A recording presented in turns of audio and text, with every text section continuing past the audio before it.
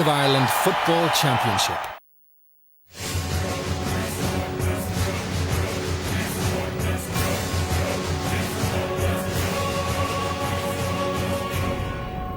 Back here at Croke Park, we're counting down the minutes before the start of this year's All-Ireland football final. We've just had the toss of the coin. Kerry won that, and they will play from left to right as you watch the match. And indeed, who better to count down those moments with, other than the two men who've had the honour of leading their counties out in this year's big match. That's the two captains, Kerry's Declan O'Sullivan and the Tyrone captain, Brian Dooher.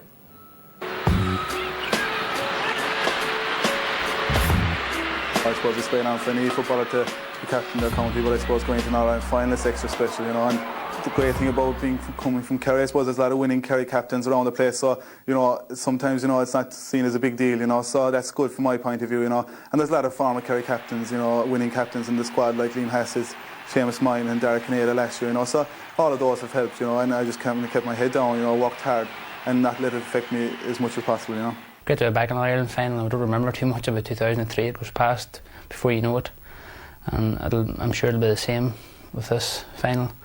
It's over in the blink of an eye, so hopefully we'll enjoy it and do the best we can. We've went about it the hard way, but we can't complain. We're still in it, and we're still playing football in September, and that's what our aim was at the start of the year. The boys, to be fair to them, have dug deep, and they've put in the work, and they've dug deep whenever they had to dig deep, and thankfully we've got draws where we needed draws to get out of jail, and then the second day we've got away with victories.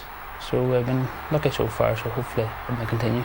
Going back to 2003, you know, certainly we didn't seem to be ready that day for the type of game Tyrone played, you know, and it did hurt a lot of fellas, you know, and certainly we've progressed immensely since that, you know, and we've matured a lot as a team, you know, the management that came in, you know, they leave no stone unturned in the preparations for games, and we've a lot of work done in preparation for this game, you know, and Tyrone have played 9 championship games, you know, and each championship game has been tough and physical and hard and tight as well. And certainly they've come through all those games, you know, with flying colours. So certainly there aren't too many weaknesses there to exploit, and certainly there'll be a big challenge for us come next Sunday, but, you know, we're prepared for that challenge. Everybody knows what Kerry are. Like, they're probably the best pedigree in football that there is. There's nobody matching that way. This year they've been playing some brilliant football, so they've basically steamrolled Cork in the semi-final, which we rated Cork as one of our best teams and hardest oppositions during the league, so that was no mean feat, and we're under no illusions about how good Kerry are coming into this final. And for the fact that Kerry are back in the Ireland final, having won it the year before, says a lot about them. We couldn't do it last year, and they've done it this year, and they've done it with other style.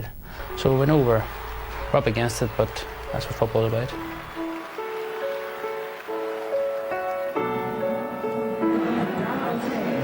Yeah, those are the men who have led the teams out, as I said, here at Croke Park on All-Ireland final day. And you know, gentlemen, Colin Rourke and Joe Brawley, after all the advice over the years you've given to Brian Dooher, here he is, the Tyrone captain, and he may be getting his hands on Sam Maguire today. Yeah, well, some man, Dooher, I'll tell you, he is some man. He was being interviewed during the week, and he said that it was in 2003 there was such hype in Tyrone that he was glad to be out in the hillsides at 3 in the morning fixing prolapsed uterus.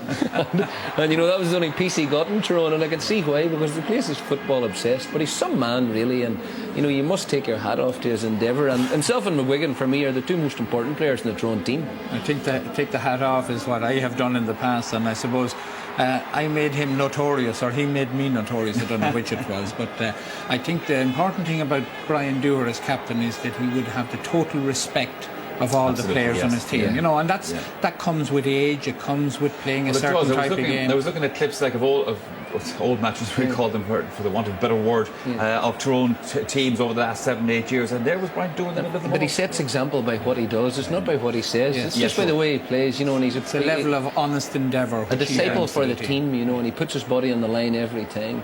And you know, he really is like he's a terrific fella. The Kerry captain Declan O'Sullivan, of course, is the old system where the winning club championship nominate their captain. So him from Drummond Pearces, he gets the captaincy. I often think that it's too big a burden on a very young player. But he has made the point there in his interview that he has so many experienced captains around him that it probably doesn't make that much difference. Like captaining Kerry is of no real significance, because you know, the players go out and they do their own thing. They won't need Declan O'Sullivan to tell them what to do. Yeah, by the way, lads, when you're talking there, we're just kind of watching the teams line up because they will be meeting the President, Mary McAleese, in just a moment. And these will be the real teams, if you like. And Peter Canavan, I think, is there amongst, he's in the middle of that shot there. He needs to be the President at least. Sorry, Michael. He needs to be careful if he starts, because he tends to get very revved up, which is why I thought it was a good idea, apart from anything else, to bring him in at half time. He does get very revved up another day here when he came on as a sub as well. So yeah, and it also tends to rev up the opposition, But I mean, so be it. If they're going to play him, they're obviously not going to play him for the full 70 minutes. And we'll await with interest to see what actually happens. Yeah, as I said, that is our speculation. But right now here at Croke Park, we have indeed the arrival of the President of Ireland, Mary McAleese, and Sean Kelly is there with her, of course, President of the GAA, and President McAleese's husband Martin behind as well. President McAleese, a great GAA supporter, great Northern football supporter. She'll admit to have letting a few roars at a few matches herself in her time. Presumably not since she took office. She takes the presidential salute.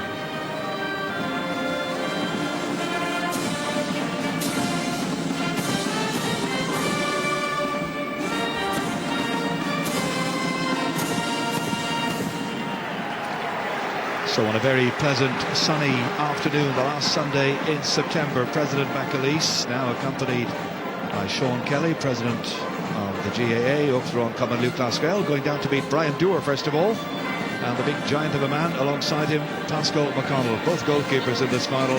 Very, very tall and imposing figures. Davy Hart there's Conor Gormley from Carrickmore, and Philip Jordan. Big man in midfield is Sean Kavanagh, of course. Through the line then to Ryan Mellon and Peter Canavan. Word with him. Stephen O'Neill and the bleach bombshell himself, Owen Mulligan. Referee this afternoon is Mick Monaghan from Kildare. Garoida Canova, Tomas Quigley will be the two men on the line this afternoon. Big, huge day for them as well. The sideline and fourth official, Derek Fahey, and the umpires are John Byrne, Kieran O'Donnell, John O'Toole and Jack Monaghan, who of course is the brother of Mick Monaghan. And so, on to meet the Kerry lads, and it's Declan O'Sullivan, the captain, doing the introductions. That's Mike McCarthy there, scored his first ever point in the championship in the last match, the semi-final against Cork. Seamus Moynihan, the longest serving man, Dara O'Shea, who missed last year's final, William Kirby there as well. Down along the line, the big man in the centre, Owen Brosnan. Liam Hassett, he's a lot of experience, and the man who will be central to most things, Colin Cooper there alongside last year's captain, who is Dara O'Kineda. And Sean Kelly, well, the president, that's President McAleese, may have a word about Tyrone rather, and hope that they win, but I'm sure President of the GAA, Sean Kelly, is hoping that Kerry will win. We'll have all the action coming up immediately. Croke Park here in Dublin, the centre of the sporting world as far as Gaelic games is concerned, ready for the All-Ireland football final, the 65th match in this year's championship. Let's check on the team news for the afternoon then. And Kerry's team for this final shows one change from the semi-final lineup. Last year's captain Dara O'Kineda gets the nod ahead of Brian Sheehan, which means that the champions start with 13 on the side that easily beat Mayo last September. Seamus Moynihan, a sub, then is back among the half-back line, and Dara O'Shea, injured last year, has returned to midfield. And the star of that last victory is here as well. Colin Cooper finished last year with a goal and 5 points. I wonder what's in store this afternoon for the Gooch. Well, the big news in Tyrone on Thursday was the selection of Peter Canavan to start this afternoon. It's also his 50th championship appearance. Joe McMahon has been confirmed to play at full back. Indy McGinley partners Sean Kavanagh in the centre of the park, while Ryan Mellon moves out to wing forward. However, the team's leading marksman this year has been Stephen O'Neill, and today it's his 25th championship start. So everything is in readiness. Alongside me here, I've got Martin Carney. Your views, Martin? Well, Gerard's a game I'm really looking forward to. I feel myself, on the one hand, Kerry are timing their challenge very well. They've had a leisurely and trouble-free path to the final, and actually they've conceded no goals on the way. And I think, they're indignant that they haven't been afforded respect up to now, so they'll be hoping certainly to reclaim their status today. And it's against that, Tyrone will be trying to maintain the Northern Indian side on Kerry teams and get at Kerry early on. I think it's very important from the Tyrone point of view that there are no lapses of concentration, that they start well and actually are in the game coming into the last 10 minutes. OK, we'll be hearing from Martin throughout the afternoon. Meanwhile, let's get a verdict from the panel. Michael. Joe Bradley, who's going to win this All-Ireland final of 2005? Well, Colin said Tyrone have never played anyone like Kerry, and the converse is right. Kerry haven't met anyone like Tyrone this year, and whilst Kerry on paper do, I agree, look the better team, Tyrone are battle-hardened, and they're more than the sum of their parts. I think Tyrone can win this match. Tyrone for Joe Bradley, Colin? Well, I think Tyrone's best chance is to make it a close game into the last 10 minutes, which becomes unknown territory for Kerry. But I think Kerry have been waiting for the last 2 years for today. I think they're going to deliver big time. Split vote in the panel. It's time to join our commentators for the 2005 All-Ireland football final, and they are once again Martin Kearney and Ger Canny. Well, every final has its own charm, but each one comes with a number of subplots. I suppose the abiding memory of the 2003 semi-final, well, it's still a raw wound with many Kerry followers. You know, words like ambushed and swarm defence were two of the phrases then in quite common currency. Against that, Tyrone brought their own game plan that day, their own blueprint for victory, and it ultimately brought them their first ever All-Ireland final triumph. You wonder what's in store for Gooch and company this afternoon. In many ways, this could be a game which is quite a defining moment for Kerry football. They are the favourites, yet they'll feel the need to master one of the big Ulster teams in the All-Ireland final itself. That's what Declan O'Sullivan and his team are here to do. And when they proclaim down in Kerry, as some of the speechmakers do, that winning Sam is part of what they're about, bringing the famous trophy back to the natural home and so on, that often provokes the opposition. Let's see what's in store this afternoon. The national anthem is going to be sung for us now by three Kerry men who hail from Cahersiveen in the Kingdom. They are the Macrohan tenors, John, Stephen and Reggie.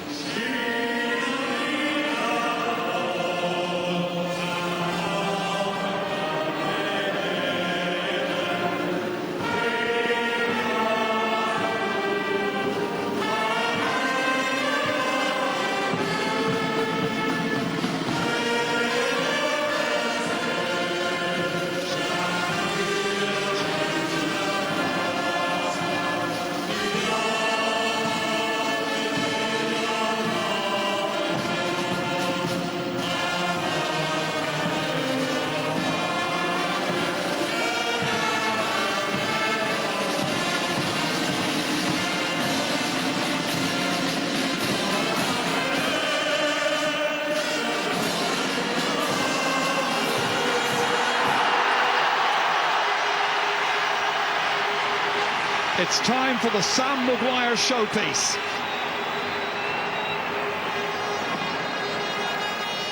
Tremendous atmosphere, wonderful colour. As you heard, Kerry won the toss. They opt to play from left to right, as we'll be looking at the pictures, which means they'll be playing in towards the canal end goal, and they've a slight breeze behind them. Surface is perfect. Day ideal. Building up the whole time in Dublin all through the weekend. Enormous pressure on players everywhere and anywhere. Seamus Moynihan has gone across to pick up Brian Dooher. Flags waving proudly on the hill and all around the terraces and stands. All eyes on the match referee. And Mick Monaghan from Kildare starts the 116th All-Ireland football final, and straight away possession with Liam Hassett for Kerry. Trying to set up Owen Brosnan, stumbling initially. Looking for support, getting it from Dara O'Shea. Kerry looking for the opening score just to settle them down.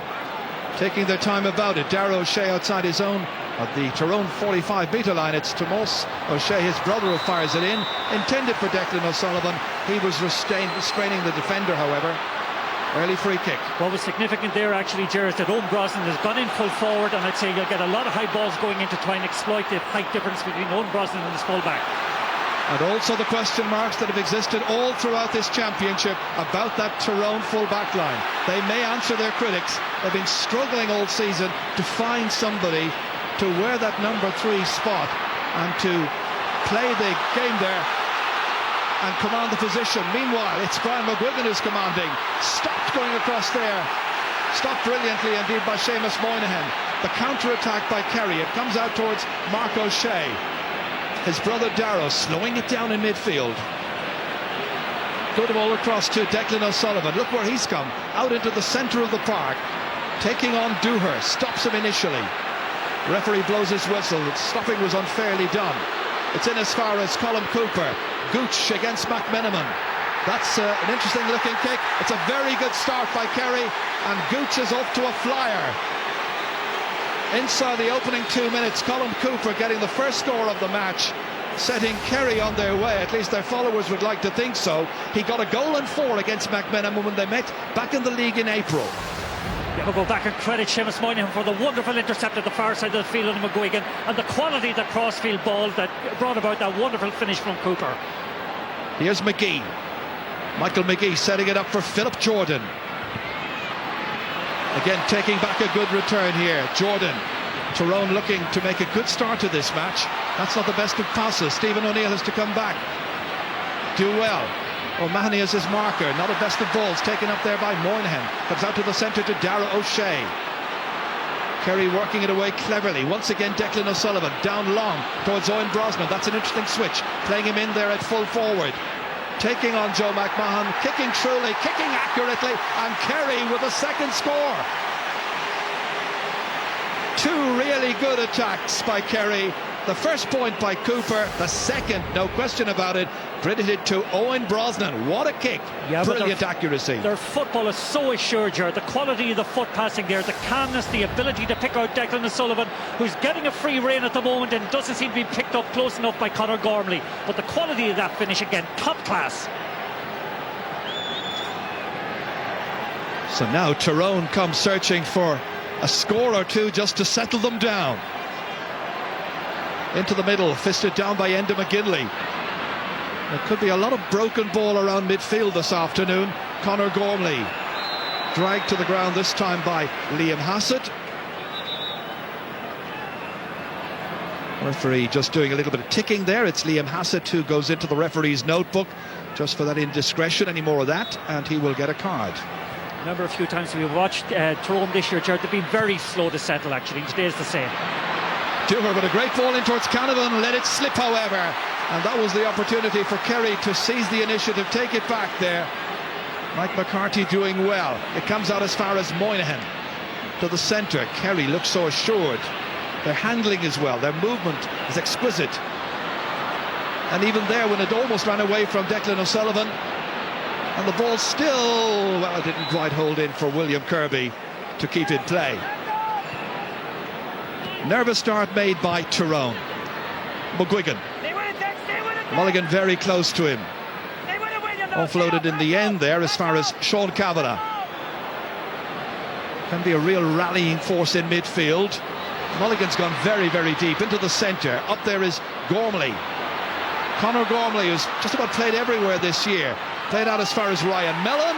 Great kick over the bar. Tyrone's opening score. It's taken just under 5 minutes to produce, but credited to Ryan Mellon from Moy. This is a player who had a virus during 2003, missed all of that championship, didn't make his debut at this level until this season.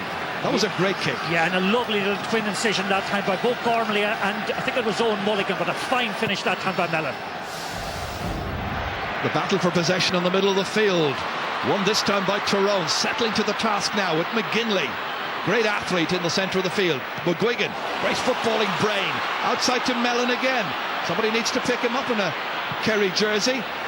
Good looking shot, curls in. Teams are level. Ryan Mellon's kicked 2 points. Playing in his first All-Ireland football final. What a start.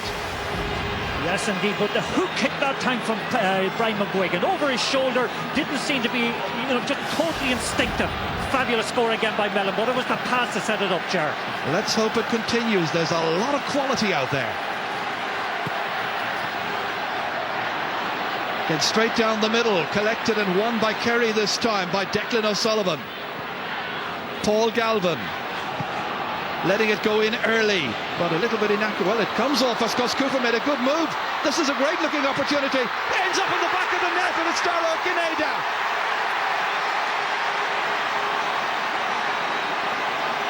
Six minutes are gone. The opening goal credited to Dara O'Kineda. Cooper made it. The pass seemed to have gone astray from Galvin, kicked to space. but look at how Cooper made it his. Great run, then great vision inside, and O'Kenada finishes his 11th ever goal in Championship football, and Kerry lead 1-2 to 2 points. Yes, and again, Declan O'Sullivan won that breakout in the middle of the park. He's going out there, he's leaving a two-man inside line, but again, the speed of transfer from Gooch that time was what made the score, and Conaja finished with aplomb.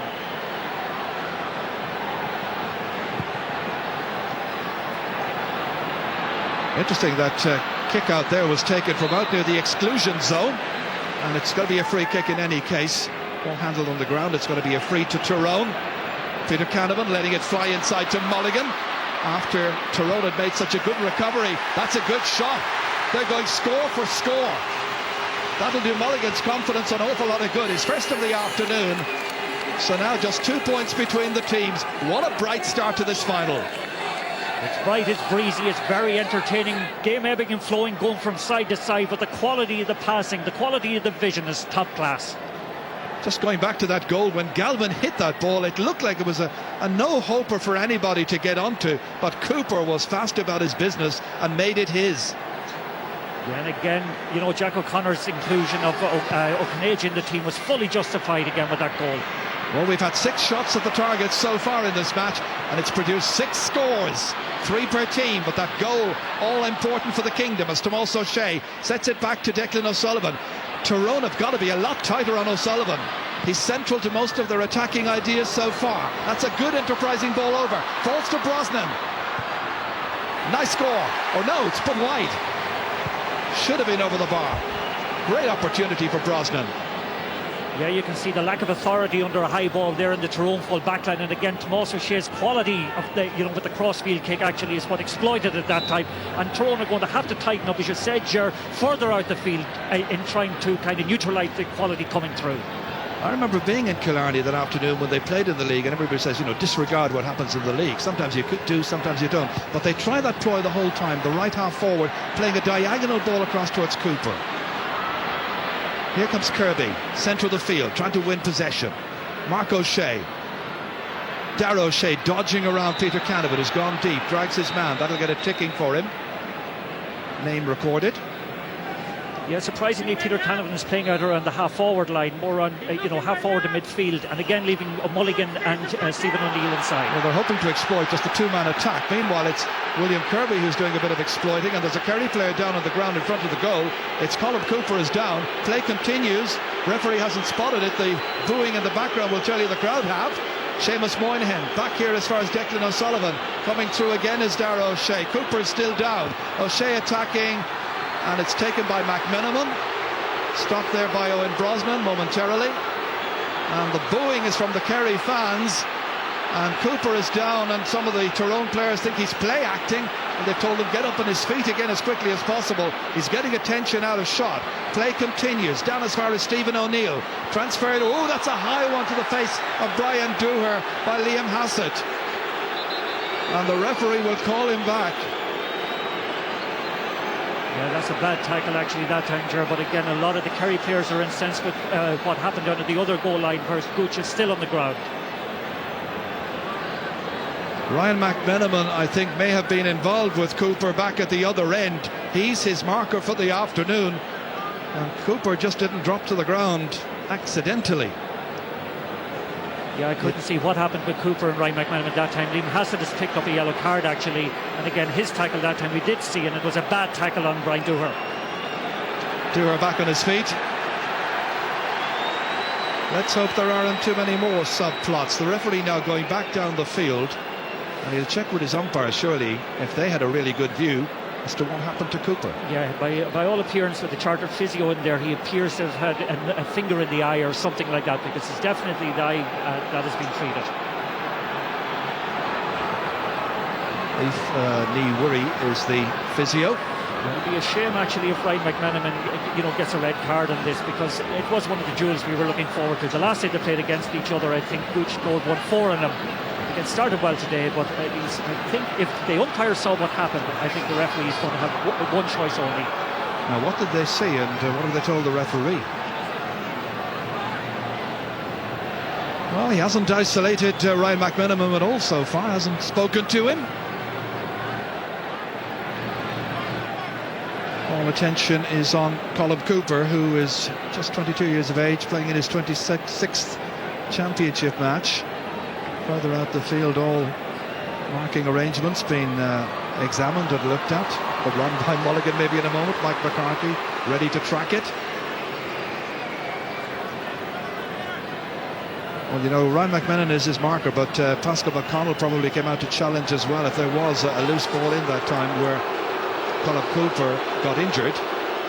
Well, clearly the umpires have spoken to the referee. Either nothing happened or they said it was a completely accidental collision. Well, that seems to be the case, because the referee has ignored Ryan McMenamin completely and gone up now to watch Stephen O'Neill take the free in. Remember, 2 points between them. Stephen O'Neill on his left boot didn't quite measure it as he wanted to. Just a little bit out for his distance maybe. Very close to the sideline when he was hitting that one. So the game's settling down after 12.5 minutes. Early burst of scoring, an opening goal. Controversy or two as well. Some dragging and restraining. Free to Kerry, taken quickly by O'Sullivan. Liam Hassett back towards Moynihan once again. Quick look around to see who's moving. From a deep position came Dara O'Shea. From an even deeper position came his brother, who's Mark O'Shea. Little dodge around the fullback. That's a horrible kick in the end by Mark O'Shea, after the approach had been so promising, after he managed to take it around Joe McMahon and left him for dead. Should have been a score there. Yeah, Dara put that in a plate for him. It was a beautiful pass, wonderful sidestep, but a terrible finish. And he's normally not a bad finisher, even if he does wear number 2 for Kerry. He's got 4 points in championship football in the past. Yeah, again, this thing of kicking across the ball, sometimes, you know, when it's bad, when that slice is bad, it can be very, very bad, as it was in that case. Pascal McConnell. Fisted back by William Kirby. Breaks picked up once again here. Conor Gormley looking around to see who's available. It's Jordan coming forward. Philip Jordan. Again needing some assistance. McGuigan out here to do her, the team captain. Setting off, trying to get through a gap. None available. He charged with the ball. Referee awarding the free out to Kerry. Getting caught in a cul-de-sac that time. Greater flair and imagination and attacking has come from Kerry in the game so far, but only 2 points in it. This is a good burst this time by Tom O'Sullivan. Well, everybody else has had a chance to come forward and attack during this year's championship. Galvin had a lot of work to do. That was a poor ball from O'Sullivan. Did well to hold on to it. That's good ball retention by Kerry. Mark O'Shea dropping it in deep, gathered in well by Ryan McMenamin, surrounded then by Kerry players. 2 years ago it would have been Tyrone doing that to Kerry. Kerry have learned. Philip Jordan breaking forward. Dooher. The ball carrying this time is done by Philip Jordan. Outside of the boot to Owen Mulligan, taking on Mike McCarthy on his left-hand side. High in the air, easy one for the goalkeeper. David Murphy, who's been a model of consistency this season. Yeah, very interesting in that attack. Seamus Moynihan is staying right back in front of the full back line, not following his man out the field at all, and anticipating the ball coming into the 2 inside forwards. It was great defending by Moynihan of space. This is great play by Dara O'Shea. McGuigan coming in to challenge. Once again kicked ahead by Mark O'Shea. Dara O'Kennedy lets it spill. Once again, the man with the white boots this time. Sometimes in the past they've been blue. Ryan McMenamin. Support here from Davy Hart, popping up on the left-hand side. Outside of the boot, inside for O'Neill. Taking Aidan O'Mahony with him, well out of position. Kerry don't mind all this while. Moynihan is back, minding the house if needs be, if there's ever a break in the consistency. There isn't. And once again, it's Declan O'Sullivan laying it off beautifully to Moss O'Shea now. Again, they hold possession, play it around, then probe for an opening if one is available. Brosnan's a good leader of the attack. Comes, gathers, strikes, and scores. Great point. That's 2 for Brosnan. That's magnificent athleticism. Started again with a great tackle by Paul Gavin out underneath his ear jar. But again, the patience of the O'Shea's holding up the ball, giving the quality ball into Brosnan, then, who finished very, very well. Lots of teams we've watched in this year's championship attempt the possession game, and then it breaks down and the crowd get on their own team. Kerry know how to finish it. Oh, absolutely. The smoothness of interchange is just wonderful to watch. The athleticism, the sheer verve and imagination of the players, tremendous, Ger. Now, how will Tyrone counter it? McConnell. Pass it under it here. Did he handle the ball on the ground? He did. It's going to be a free to Tyrone. Just making the point, how will they counter it, Ger? I feel myself they'll have to move the ball inside a little bit quicker. They're overholding it around the middle of the field and occasionally running into traffic. They've moved Canavan back into the inside forward line. Here he is now, coming, collecting. Might have even picked it off the ground, laid it off beautifully back to McGuigan. Oh, side netting. Should have been. He should have tested the goalkeeper. Hit it instinctively, curses his luck. And they're cursing their luck as well. Yeah, he went for the impossible one, Jerry. He had Mulligan to his right. It's not unusual for McGuigan to spawn a person in a better position. Took the shot, hit the side netting.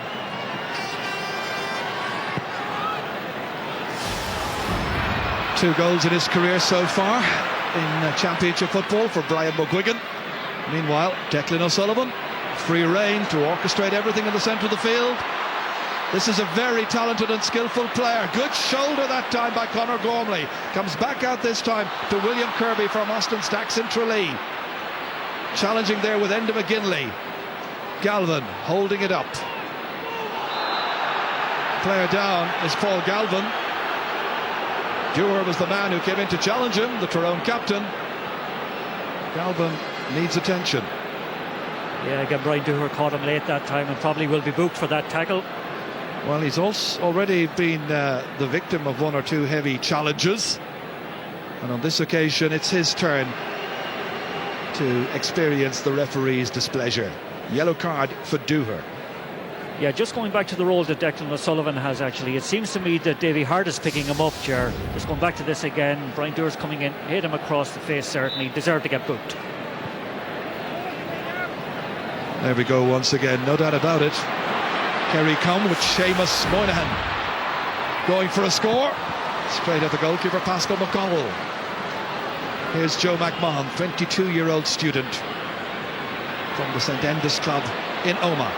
Right across the face of his own goal. That's a good ball, had to be precise. Michael McGee from Loch McCrory.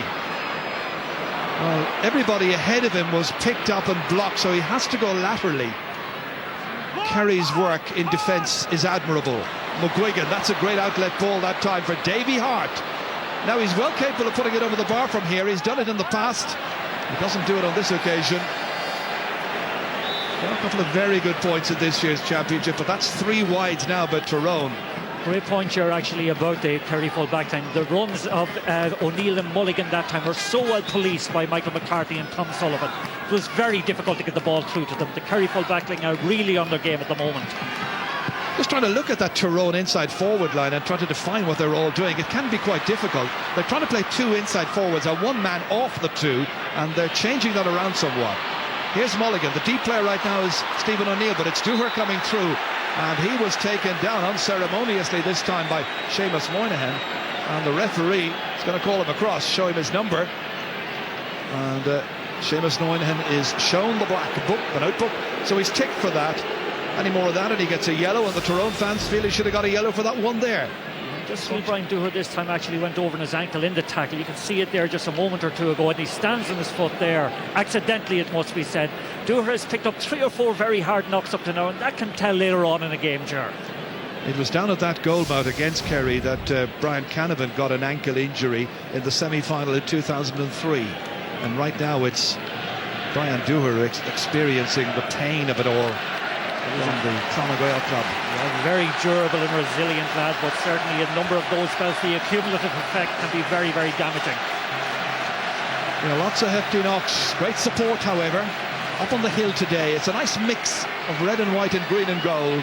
No one county predominating. Mulligan has kicked one already from play, and this one has just about gone in that side, that left-hand post. Swung around, but he's got it. And it's a second for Owen Mulligan, eating into the gap. So 2 points the margin once again after 21 minutes of play. I think it's the first score in about 13 minutes, actually, Gerard. They've had quite a few attacks, but the Kerry full back line have been getting top marks up to now. Kerry looked the better side in the opening quarter of this match, but Tyrone are only 2 points behind and looking dangerous. Once again, it's Tomas O'Shea letting it fly. Bad ball. Easily read by Conor Gormley. Nobody on him. Let out to the very durable Brian Dooher. Huge one down. Taken beautifully in his stride by Aidan O'Mahony. Beautiful catch. Great defensive work. Back out to Mark O'Shea again it comes. From Dara O'Shea as far as William Kirby. Beating the challenge. Over a half-hearted challenge at that. Kirby letting it fly in there dangerously, and that's going to be a 45. Went off the goalkeeper, Pascal McConnell. Well, he was taking no chances, would you, with Colm Cooper hanging around. You're just getting to the two sets of players at the moment. A lot of the Kerry better players, a lot of the more stellar players are playing very well, but we haven't seen anything. That's a well punched away actually by the goalkeeper. But Sean Kavanagh hasn't touched the ball yet, Ger, which is very surprising considering he's so important to the Tyrone setup. He's vital to the Tyrone setup. You expect to have him. Maybe he's not the greatest fielder in modern day Gaelic football at this level, but you expect to see him making those runs through the centre. Well, it's a testimony to the work Jack O'Connor has done in actually preparing his team to counteract this threat that he's been so quiet up to now. Dara O'Shea to take it. Goal scorer after Dara O'Kinada rather after 6 minutes. Goalkeeper comes again, but he's left it behind this time, and that could have flown into the back of the net, and it was Owen Brosnan who was up there getting a fist to that one from the 45 from Dara O'Kinada. Watch again here for Owen Brosnan arriving. There you go. Goalkeeper came, committed himself, but left it behind. In fairness, the two cornerbacks were on the line to actually counteract it if it had been going at goal, but Pascal McConnell will be disappointed that he didn't get there first in that case. He's a big man, McConnell, 6'3", 6'4". Always uses the tee, gets plenty of elevation in it. Once again, Tyrone trying to win something in midfield. They've been cleaned out in that area. William Kirby, back to Dara O'Shea. Challenged by Dooher, done well, stolen away. Now comes Canavan. Now he's bursting forward. Coming after him is Declan O'Sullivan. Canavan straight at the goalkeeper, easy one there. Or rather, it's Kavanagh taken by Murphy, and Moynihan getting the ball away. Out to Paul Galvin. Holding it up there, challenged by McGuigan. Reinforcements arrive. Mike McCarthy in two minds almost. Stephen O'Neill there, making life difficult for him. Kerry do well. They get it out once again to Seamus Moynihan. Again, the swarm challenging from the Tyrone team, but it's broken this time. This time it's O'Sullivan coming forward with Tomas O'Shea, letting it fly into the two-man inside forward line, and McMenamin did well that time against Gooch. And they get the ball away, down as far as Davy Hart. This time there's a bit of looseness by Kerry. McGuigan with a chance to pick out a man. Stephen O'Neill was his target, didn't take it. Dara O'Shea takes command of the situation. Kerry with a lot of players back. That's a bad ball out, straight to Jordan. They give the ball away poorly that time. McGuigan, good ball because he was surrounded by 3 or 4 Kerry players. Tough getting through there. O'Neill, if there are 3 or 4 players go for the one ball, there must be a man loose somewhere. McGuigan, awkward angle, impossible angle, but a brilliant score. Incredible score, Gerard, that time. And again, credit Stephen O'Neill. He was out in his ear, but had the vision to see McGuigan loose, who seemed again just to be totally out of it and out of position. But a fantastic score. That was an amazing score. Out of the corner, forced out to the edges. He still swung it between the posts. For all their great defensive work, Kerry breached that time, and there's only a point between the teams. Great resistance by Tyrone, and they win a free. Ryan Mellon fouled, free to be taken by Brian Dooher. Rapidly down, taken up here, however, by Mike McCarthy. Mark O'Shea next.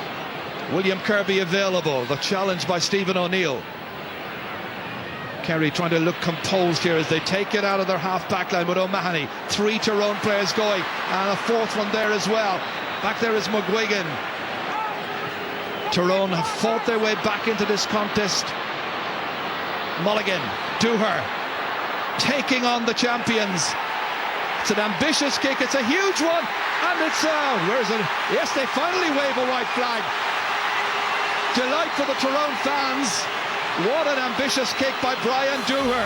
He is capable of the spectacular shot like that. He's done it many times in the past. They'd wish he'd do it even more. The teams are level. What leadership by Dooher that time. Nobody inside him to give the ball to. Took responsibility, fired over an absolutely inspirational point. And again, for all Kerry's dominance in the first 26 minutes, Tyrone are eating into that lead and have drawn level with them. Now it's going to be some tussle.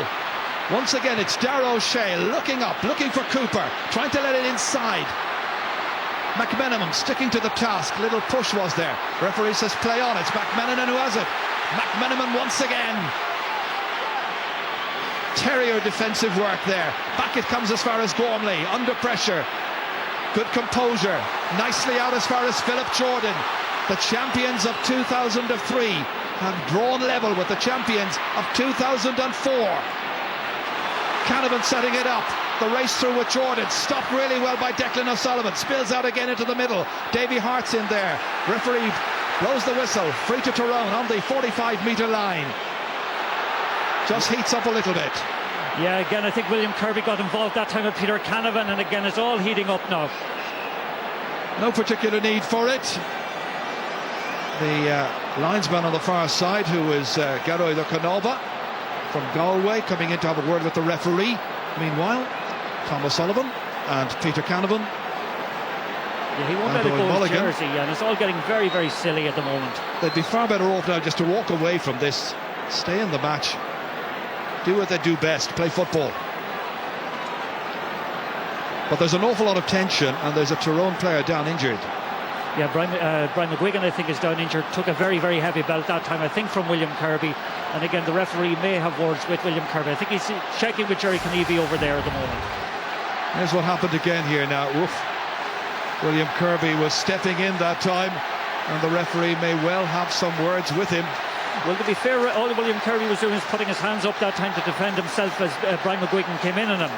But that's the belt, I think, that Kirby hit on Canavan that started all the rumpus. Well, the referee, meanwhile, as we're watching the reprise of all of that with Peter Canavan with his gum shield there, and the referee is talking with it's a yellow card for Tom O'Sullivan. That's the end product. Brian McGuigan is still down injured. You know, in the build-up to this, Martin, people were talking about the enormous tension that we were going to experience here and how the players were going to cope with it. Amateur players, they're reading about it, they're hearing about it, That's right. They're working their jobs each day, and how do you keep your feet on the ground with everybody telling you what's going to happen and what you should be doing? Well, I thought the tension had dissipated quite early on, Ger, but in the last couple of minutes it's got quite explosive on a couple of occasions. And again, the referee has, you know, he's done very well up to now, and he's been had a calm presence out there. But again, some of the tackles are beginning to just go, you know, beyond what's acceptable. Here comes Aidan O'Mahony trying to take it out of that group of players, but Tyrone once again work it well. They've recovered from the body blow of the goal after 6 minutes. They've fought their way back into the game. They're showing good commitment, good coolness under pressure, good creative ideas as well. McGuigan, excellent. Kavanagh has come into the match in a big way. Back towards Canavan. Again, playing cat and mouse with Kerry. Laid off as far as Stephen O'Neill, looking for an opening. Kavanagh again, that's back. But Dooher anticipating. So they recycle. He tries to go through Moynihan that time, and Moynihan takes him down. And Moynihan's already on a ticking. So this could be a yellow card for Seamus Moynihan. Referee's going across, having words with him. I think it is going to be. Yeah, you can see the frustration in the Kerry players. There are 12 of them back in their own half at the moment, trying to counteract the actual the tactics that Tyrone are employing. And again, Seamus that time came in very, very hard and has got a yellow card for his troubles. So now we've had 4 yellow cards in the match. 3 for Kerry, 1 for Tyrone. There it is again, high challenge. There was nothing dirty or or untoward about that, but it's just maybe it was high, Ger, all right. Stephen O'Neill kicking. Stephen O'Neill putting it over the bar, and that's the lead for Tyrone for the first time. From the free from Stephen O'Neill. They're happy. So now, Kerry, who haven't scored since the 16th minute, I think it is. Bit of work for them to do. All that great approach work, all the lovely fancy football early on. Tyrone have settled into the task, shown they're not going to be tossed around in this game, forcing Kerry back towards their own half-back line. Here's Moynihan, who now has to be careful on a yellow card. The last challenge may not have been a particularly nasty one, but any more like that, he'll get another one. It'll be a red at that stage. Here's Cooper, beautifully inside. Then he has to go back, make an angle. He can do so. What a player, what a score. A second for Colm Cooper. And remember, he had a lion's share in the build-up to the goal as well. That's 2 shots at the target by Gooch and 2 points for Colm Cooper. Just watch how he let the ball beat him, take it inside McMenamin. Now watch the step back. There you go. Not much of an angle here. There is now. Beautiful. Well, it's a contest between the Wasp and the Imp. That time was so impish the way he put that over the bar. You know, you have that waspish presence all the time breathing down his neck, the sting of every opportunity. Great score though. And the teams are level. 3rd time they've been level in this match. Out it comes again to Mark O'Shea. It's quite a tussle. Joe McMahon being dragged out of position. Letting it into Colm Cooper, letting it run on. Ryan McMenamin doing his task well as anybody can do against Cooper. It reaches Sean Kavanagh. Oh, Dewar was letting it run on if it would, but it didn't quite do so. Good persistence by Kerry and Darragh O'Canada. Back once again to Colm Cooper, and this time he's put the ball wide. Again, the tackling that time of Darragh O'Canada is not something people normally associate him with, but it's something that we noticed with the new Kerry team. From 1 to 15, every one of them put in their effort out the field. Great effort, great pragmatism to back up the style that they have. Well, that's a 4th wide now by Kerry in this first half. A couple of minutes to go to half-time. Jack O'Connor up and down the sideline here. Normally a very, very calm person, just like the man on the other side, Mickey Hart, who's in charge this afternoon for the 25th time in the championship. Jack O'Connor, of course, his record, 12 matches played this year and last, between the 2 years, unbeaten in the championship. But this is the big one. Darragh O'Shea letting it fly all the way in, and there was no way that Cooper, even if he took the groin tablets, could possibly rise up for that one. And he looks in towards Darragh O'Shea as if to say, give me a chance. So 1 minute of the opening 35 still to play, and the referee tells the 4th official how much of added time there will be. Possibly another 2 minutes with the injuries.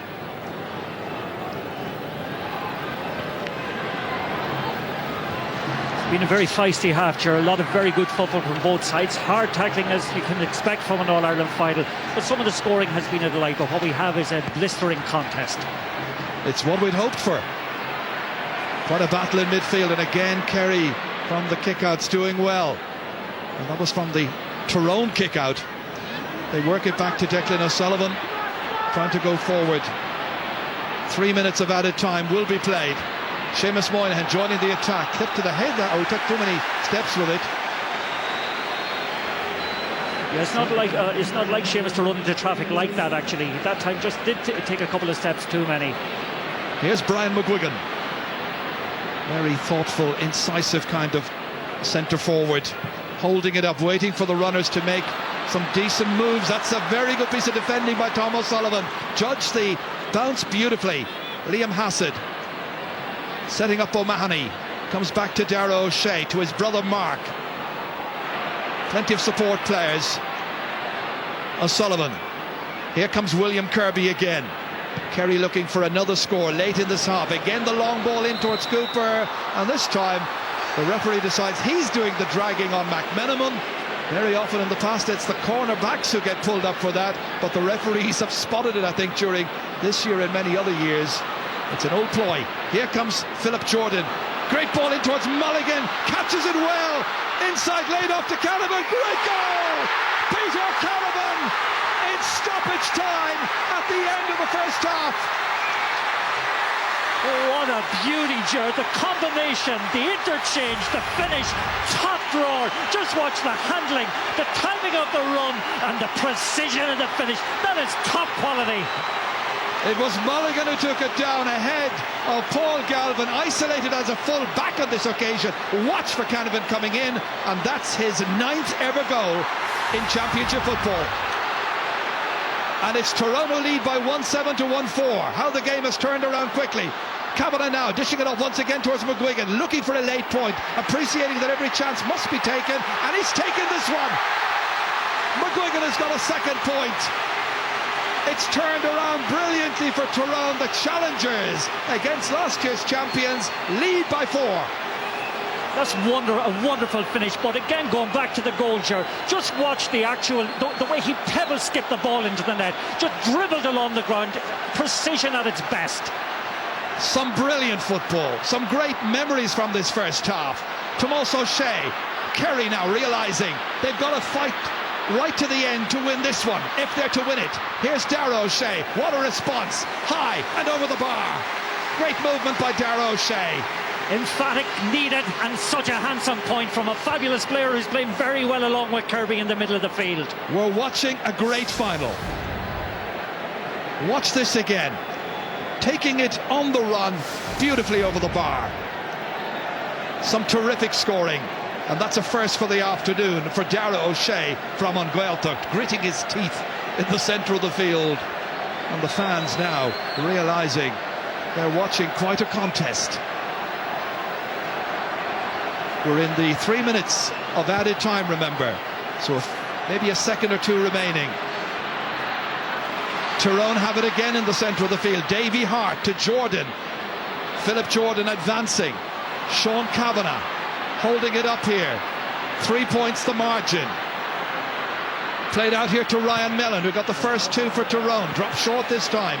Diarmuid Murphy challenged, and the referee blows his whistle at the end of a terrific first half. The crowd rising all around Croke Park, and Peter Canavan coming there in the 36th minute of the first half in stoppage time, after Gooch Cooper had starred at the other end and set up a goal for Darrow Kineda in the 6th minute. Mickey Hart will be pleased. Every one of his forward line has scored in that first half, and some of the Kerry fans will be wondering, is this the day when we've put our title on the line maybe once too often? Kerry have it all to do. They have a real battle to win down there against Tyrone, and just 3 points is it between them at half time. It's Tyrone 1-8, Kerry 1-5. Let's go down for some comment immediately now to Marty Morrissey. Marty. Thank you very much, Chair. A most enjoyable first half. You dominated the first 15 minutes, Chair, but Tyrone have come back into it. Yeah, Tyrone are playing extremely well. Like they have Kerry figured out. They're stopping us from getting the ball in fast. They're attacking us around the middle of the field and the half-back line, and they're pressurising us in that area, and they're not allowing us get the ball in fast. Whereas on the other hand, they're able to come up the field at pace, and they're putting us under pressure. They're isolating their forwards, and they're able to get the scores, and they deserve to be those few points up at half-time. That goal was crucial, though, a psychological moment for both Kerry and Tyrone. Yeah, well, Tyrone always hit you when you least expect it, and they're always great, with a couple of minutes to go before half-time or at the end of the game. But it's all to play for yet. Our guys are not going to give in, and it'll be some second half. We look forward to Ger. Thank you very much for joining us. Father Ger McAleer, you started poorly, conversely to Kerry, but you've certainly finished with a bang. Well, we started very, very poorly, but I think we weathered the storm, and I suppose the statistics speak for themselves now. To be 9 scores, we have 9 scores against Kerry's 6 scores.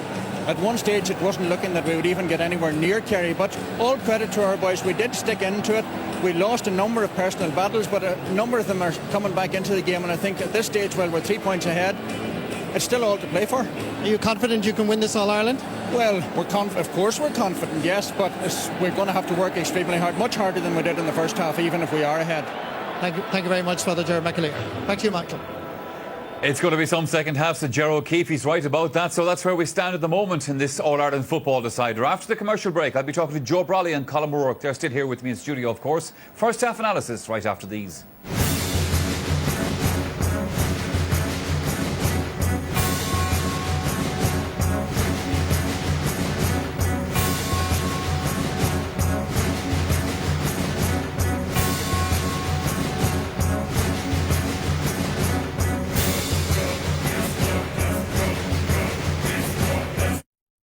half-time in the 2005 All-Ireland football final between Kerry and Tyrone. Tyrone leading Kerry 1 goal, 8 points to 1 goal and 5 points. Colin Moore, Joe Bradley here with me. Joe, the stuff we put in the rally cars, it's called Turbo Max. It's a special fuel to make it go harder. I think those lads down there have had a few cups of it. It's the highest possible standard, and you know, I mean, Kerry have been doing it in the training field and they've been working for this game, but nothing can prepare you for the way Tyrone play. And Tyrone have been through those 3 hard games against Armagh, and you can just see they're so bloody minded, they're so well organised, and they're so dynamic, you know. And tactically, I think that Kerry are in a bit of a bind now because Gormley's sweeping in front of Cooper.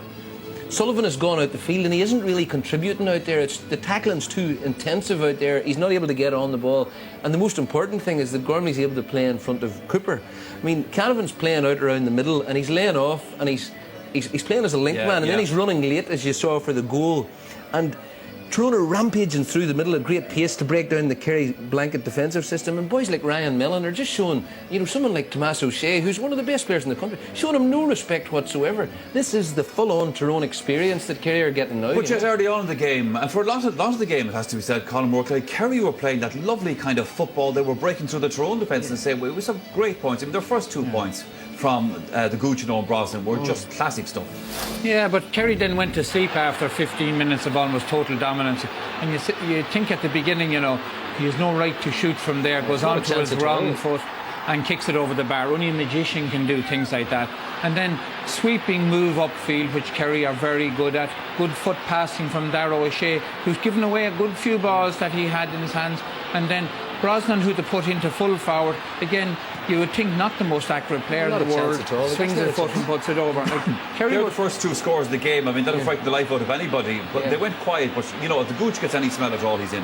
Oh, yeah. I mean, he is like really the perfect forward. You know, I mean, the bomber Liston was the perfect forward, but, you know, there aren't many of those around. Cooper is the perfect forward, and he will score if he gets the ball, and he'll never lose heart, and he'll keep his patience, and he's absolutely deadly. But Tyrone are able to limit him, and McMenamin's game as a pheasant, he's doing very well on him, as well as anybody would. But the important thing is that Gormley and Dooher, etc., are getting back in front and making it difficult, so that if Cooper is going to get a chance, it's going to be out towards the corner, out towards the side. When Kerry got the goal, I mean, you would say to yourself, they really are in control of the match now. That's right, but at that stage, Sullivan was playing more up front. He needs to come back up more to help his forwards, because, you know, they have no outlet for ball except kicking it long, and it's just not working at the moment. It was for a while. You would say that, you know, when this ball came in again, you know, Cooper is the man that sets it up. McGee gets caught ball watching, and Kineda does excellently. But McGee, I think you see number 4 watching the man instead of watching the ball, and McConnell a bit slow to come out, but Kineda does excellently. But then after that, Kerry went to sleep then for 15 minutes. I disagree, Colin. I don't think they went to sleep. Strangled them around the middle of the field completely. Yeah, but also, Colin, and I think Joe's going to make the point, you know, Tyrone are slow to get into game, but when they do, and when they do hit their stride, it's impressive stuff. Well, I disagree with Colin. I don't think Kerry went to sleep at all. You know, I think Kerry came out and executed the game plan that they wanted to execute in the first 15 minutes. But, you know, that again, a hard back to point, is coming off the training field. Tyrone are coming into this game from 3 battles with Armagh, and it's automatic pilot almost. You know, this is how you do it and this is how we go about it. The mental strength and the resolve, the boost to their confidence at having coming through those games. Kerry, on the other hand, you know, having been used to burning teams off easily. You know, Kerry are in a huge battle now, and the most important thing from Kerry's point of view is whether or not they have the mental strength to stand up to Tyrone, because otherwise... We talked before the match about the importance of Owen Mulligan. We wondered would Canavan start the game. The goal came from the 2 of these lads, of course. That's right, but an unusual situation developed here. You know, it was no free there, I think. You know, Gooch and McMenamin sort of shoving at each other.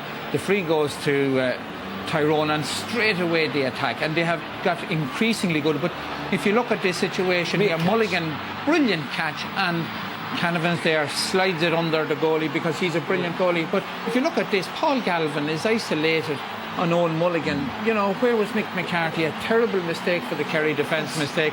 But you can see Canavan shouting, give it to me, and as soon as he does, holds it up just perfect. Very few people would put it in there. And very few. He also holds up the man. I mean, Mulligan did everything perfectly there. The reason that Mulligan was on Galvin is because Tyrone pull you all over the pitch. There's no such thing as conventional positionings, you know. OK, gentlemen, we have a break to take here in the programme again. Join us after that at the conclusion of the story of the 2005 Football Championship. Back again to Croke Park, half-time in this year's football final. Tyrone leading Kerry 1 goal and 8 points to 1 goal and 5 points. 82,112 people are enjoying this game, and we are amongst those, obviously. We're still buzzing about that goal of Peter Canavan, still discussing it.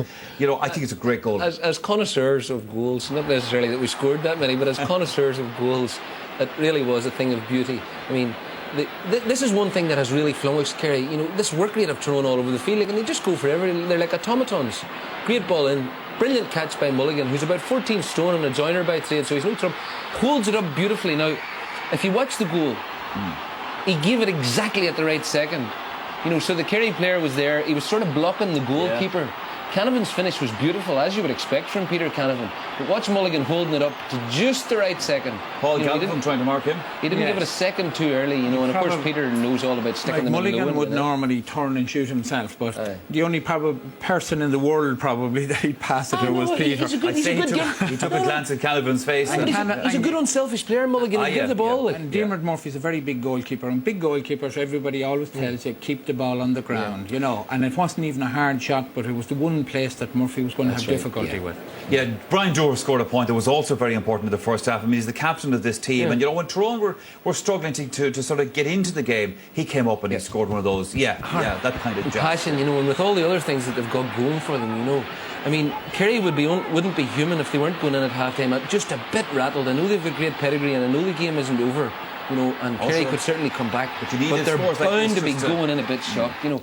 And you know, Doher's such an important figure for the team, and you know, already I have no doubt that Kerry will be saying, like, does this guy do this for the whole match? Yes. I mean, he's been in the full back line and then in the full forward line, full back, full forward, full back, full forward, and he'd rather die than not succeed. You know, the last 10 years. Kerry are going to have to match that. That is the first and important thing that Kerry are going to have to do. Now, it's not good enough to come out for 15 minutes. Like Armagh and Tyrone, what you saw was the game wasn't won until the last couple of minutes, and you've got to stick in there, and you've got to show your manliness. Kerry have been a bit one-dimensional.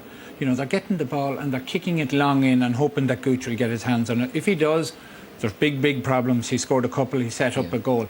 But with Gormley now drifting back and covering in front of the Tyrone full back line, that option has been cut out. So Kerry need to push up a forward, and Declan O'Sullivan has been caught in the middle of the field and hasn't contributed that much. Right. So they need to push him up more into a central role in attack. Otherwise, they're not going to have this outlet with the long ball. Tyrone are much more patient. They're spreading it wide and they're playing it over and back across the field before they then get this runner coming through at pace. I know the two of you believe that, you know, it's with Tyrone now that they are beginning to take control of the game. I have one salient question for you. Any plans for the 9th of October, lads? Well, I think Tyrone are asking all the hard questions of Kerry. Yeah. Now, if this is a great Kerry team and a brilliant Kerry team, which they've showed on different occasions in the past, Kerry will respond to this challenge. So Tyrone have really put it up to Kerry, and it's going to be an interesting second half. You were talking, Colin Burke, about the fact you'd had a chat with Peter Canavan there about a few days ago, and he said if he started the game, he wouldn't finish it. Now, if they lose Peter Canavan out of this game... Yeah, but he's contributed a lot already. You know, they put them in the driving seat at this stage. You know, so he could go off now for 15 minutes and come back on for the last 10. Come back out, by the way, I gather. As you can see, they're lining up for the start of the second half. Let's go back to Martin and Ger. Well, it's Colin Holmes who's coming into the midfield. Peter Canavan is being withdrawn. This is a tactic which I think they are probably going to employ, and I'm sure Mickey Hart has it in his mind to remember that you can use 5 substitutes and he can come back in later on. Let's see what happens. There were 15 scores in that first half, and only 2 of the scores came from placed balls. I'm sure one man who is wondering whether this is going to be the perfect weekend or not is Ty Kennelly, watching in Australia. He had a great day yesterday. Second half gets underway, and so now it is Tyrone who are playing into the goal on the right, which is the canal end. Straight away they're under pressure, and coping well back there was Joe McMahon. Ball run away from him and from everybody else. He's injured. Well, the announcement now being made that Peter Canavan has been taken off the Tyrone team as a tactical substitution. Let's look at this again here. McMahon wrestling and being wrestled by Owen Brosnan, ran away from them all, and he just collected, I think, with the trailing boot of Owen Brosnan, but I'm sure Canavan will be back on. I'd say, I think when they beat Armagh, I think in 2003, didn't that happen, Gerard? Yeah, that was exactly it. Yeah, they kept Canavan in the dressing room, I think, at half-time, and kept just rubbing up because he had a very bad ankle at the time. And then they actually introduced him when they needed him late in the game again. And I can see the same thing happening today. There he is in the stand at the moment, but I feel myself that he will be back in at some stage. Well, Colin Holmes, his replacement, is a very experienced player. It's his 25th championship appearance for Tyrone, so lots and lots of experience there. Let's see how it all pans out for this second half. Broke it into the centre, Holmes in to challenge Galvin immediately as Kerry raid towards the Tyrone goal for the second time. This time it's McMenamin who wins it, out as far as Davy Hart. Played ahead here towards Gormley. Challenged by a couple of Kerry players, does well, shows good assurance. Once again McMenamin taking it out to this wing. Philip Jordan coming through the centre. Brian Dooher. Quick little change of direction, be confronted by Mark O'Shea. In side towards Stephen O'Neill, but once again repulsed by the Kerry half-backs. And Moynihan sets it off once again to Declan O'Sullivan, still playing that very, very deep role, almost as a third midfielder. Galvin, beautifully inside. Cooper, almost effortlessly, beautifully struck by Cooper. Lovely rhythm and fluency, and that is his third point. The opening point of the second half now means there's just two between them. I think that time Cooper tricked McMenamin, just came short. I think the Tyrone defence were expecting the ball long, which had come in the first two attacks, but drifted off his marker very well, took the point exceptionally well. I was mentioning Australia earlier on. There's a lady called Elaine Barry from Tralee watching it down there. I know she's going to be very happy after that point. There's McConnell's kick to the centre. Darragh O'Shea breaking it once again, but it's taken by Ryan Mellon this time, supported by Sean Kavanagh. This is what we expect from Kavanagh. Darragh O'Shea's after him. Kavanagh confronted there by Moynihan, breaks loose to McGuigan. Again the reinforcements are coming. It's Brian Dooher high up into the air. Well, that wasn't the best of finishes, but he did score a beauty in the opening 35 minutes. Yep. Such a good kick that time. Yeah, but it's their ability to be patient in pressurised situations that's so impressive, and their ability to find the outlet pass when others would panic. And I think that distinguishes Tyrone maybe from Kerry today. This kick out this time by Diarmuid Murphy is picked up by Philip Jordan of Tyrone, so they do well on Kerry's kick out on this occasion. Now can they turn it into a scoring opportunity? Ryan Mellon forced out to the periphery once more. Jordan coming inside. Look at the number of Kerry players around him. Still there's composure. It's McGinley this time, beyond Owen Mulligan, and Kerry have a chance to get it back and do so well with Declan O'Sullivan looking assured and able as ever. Moynihan running into trouble, but again Darragh O'Shea coming to his assistance. Two of the more experienced players. Five of this Kerry team are 30 or over, and that's Galvin with a high one to the face, and he could be in trouble with the referee for that. Fans getting back onto their feet again, and Galvin is called aside following that high challenge there in the intensity of the battle, and he's got a yellow card. Philip Jordan, I think, was the player that he was colliding with. Yeah, again went in hard that time, caught him high, but again a lot of turnovers, a lot of sloppy play in that little bout of play. Again took him very high, and again deserved to get a yellow card for a tackle like that. That is a high one indeed. Challenge came in rather recklessly there from Galvin.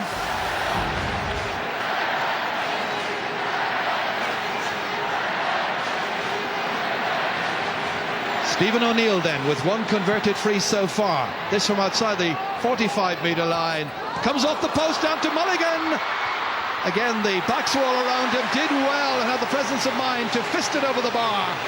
And it's a third point for Owen Mulligan, man who was central to the creation of the goal scored by Peter Canavan in the first half.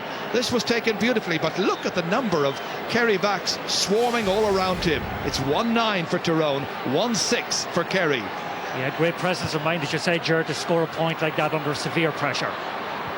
Colin Holmes fisting it. It's taken by Galvin here on a yellow card. One of four Kerry players yellow carded. Here's another, Seamus Moynihan. Laid off towards Hassett. Great anticipation, however. The back's doing really well, Philip Jordan that time. But just keeping Kerry at bay momentarily. Brosnan back towards a better placed player. Dara O'Shea nicely, incisively inside for Cooper. Beautiful layoff for Brosnan. Little turn around. The challenge for Gormley, and the foot block coming in from behind from Joe McMahon, and it's going to be a free in, and it was perilously close to the large rectangle from Tyrone's point of view. Yeah, lovely little bit of interplay that time between Gooch and between Brosnan. Again, taken out of it just as he's about to pull the trigger. But again, I suppose there'll be a definite point out of this. But certainly a goal was on in that case. 2 yellow cards for Tyrone players now. Joe McMahon the latest.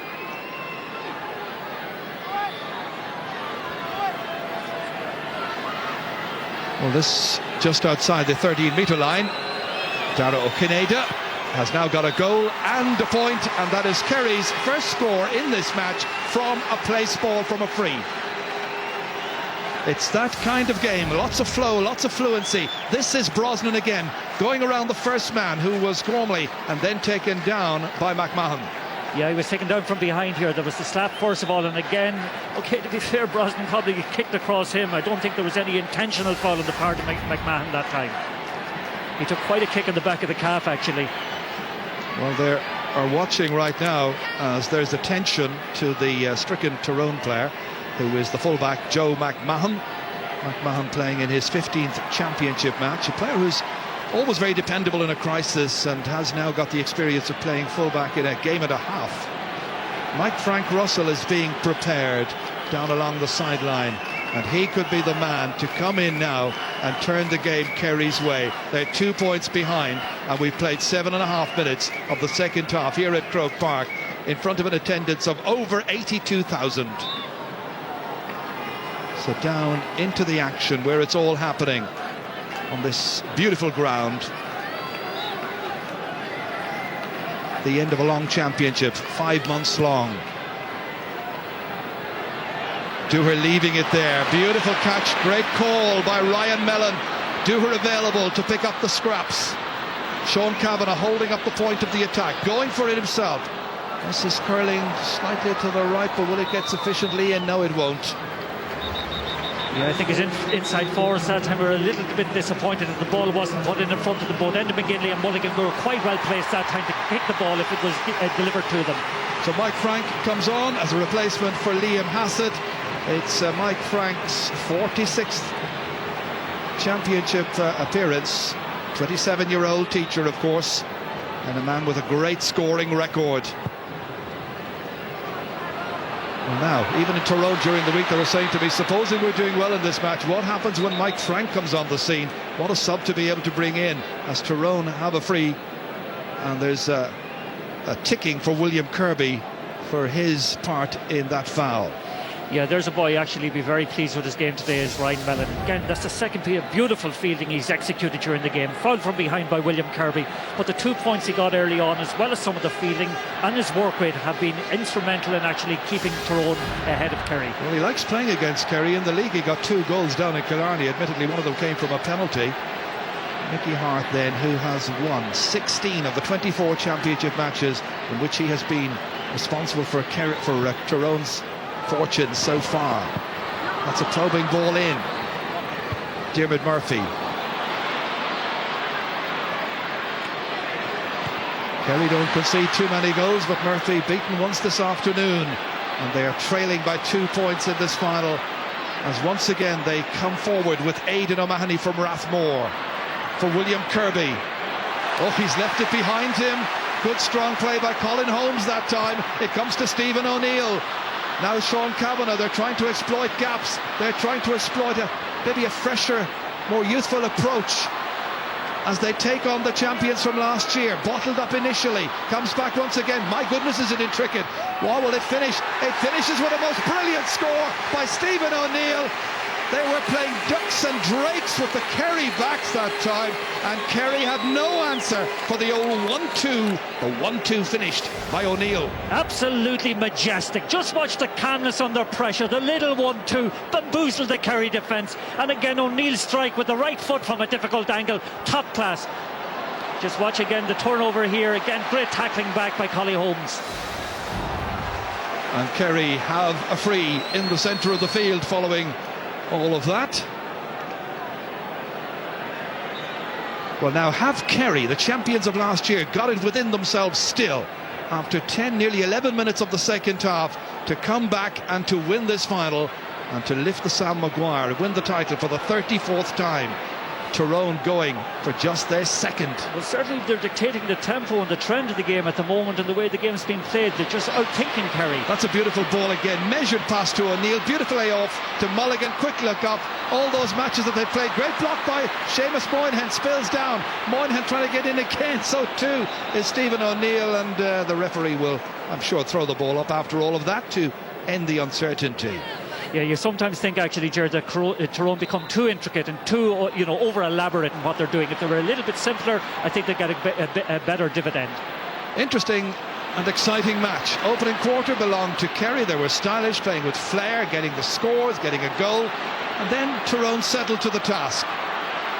But Kerry trail by 3, and it's Tomas O'Shea setting an angular ball in there inside towards Cooper, and it's won again by Ryan McMenamin from Dromore. Great ball ahead, and there's nobody picking up Sean Kavanagh. Now maybe the legs are going from the two midfielders for Kerry. Can they stay the pace with Sean Kavanagh and company? There's a long way to go. Kavanagh kicking off the post, and it comes safely back down to Tomas O'Shea. That was a let-off. Yeah, and a lot of Kerry players, as you rightly have identified, are beginning to wilt out around the middle. I think they need fresh legs and lead them very quickly if they're actually to get back into the game and sustain this barrage of Tyrone pressure at the moment. And Kerry hold on to the ball too long. Declan O'Sullivan is penalised. It's going to be a free to Tyrone. It's Tyrone's 10th match of the championship against Kerry's 6th. And Chris Sloan is coming in for Joe McMahon, who was injured a little while ago. It's his 34th championship match. Fitting he should come in, because he played in 8 of the opening 9 games. Great campaigner, Chris Sloan. He'll give everything he has to the cause, you can be certain of that. So Joe McMahon makes his way off, and it's Tyrone who have possession. Once again, McGuigan holding it up here. Nice ball inside here for McGinley, who can play just about anywhere. Back it comes once again towards Collie Holmes, laid outside to O'Neill, getting it on the trusty left this time. Beautifully measured. Great score by Stephen O'Neill, and that's a third. The Tyrone fans are having a wonderful afternoon at Croke Park. Their team are leading by 111 to 1-7. Look at the style of this. He measured it just to the inch inside the right-hand post. They're so creative, so inventive, beautifully two-footed, and again a wonderful score by O'Neill. And is he to come back in? I think so. Kerry, what is their response? They are rocked by the champions of 2003, who have the ball back again, with McGuigan, who's fouled. Free quickly taken to Philip Jordan. Referee says hold it a while. They're just chasing shadows at the moment, Jared. Kerry cannot keep up with the sustained pace and pressure of the Tyrone team. Just wonder whether the younger Tyrone team, in spite of all the matches they've had all season, maybe that was the best thing that ever happened to them. It gelled them together brilliantly as a side. Here's Dooher again, laid off here towards O'Neill, likes it on the left boot, he's dragged down by Aidan O'Mahony. Again the other backs come in quickly, invite the Kerry player to hold on to it too long, or force him to do so, and it is a free out for Kerry. Oh, that's a push in the back by Tyrone's Brian McGuigan. Yeah, I thought Stephen O'Neill was a little bit unlucky that time in going through. I thought he might have got a free. McGuigan is ticked there for not getting the ball, getting away from the free quickly enough. Now Mike McCarthy from Kilcommon. Sean Kelly, the Oak Tyrone Common Lucas scale, is from that club, and the president must be biting his nails if he does that practice. His team are trailing by 4, and Kerry have another free, and Tomas O'Shea was ticked just moments ago, ready to take this one. Yeah, the relentless application, actually, Jared, of the Tyrone team at the moment is beginning to wear Kerry down. They need scores rapidly if they're to get back into the game. Well, they need this man here, Mike Frank Russell, to explode into life. He's only on the field about 4 or 5 minutes.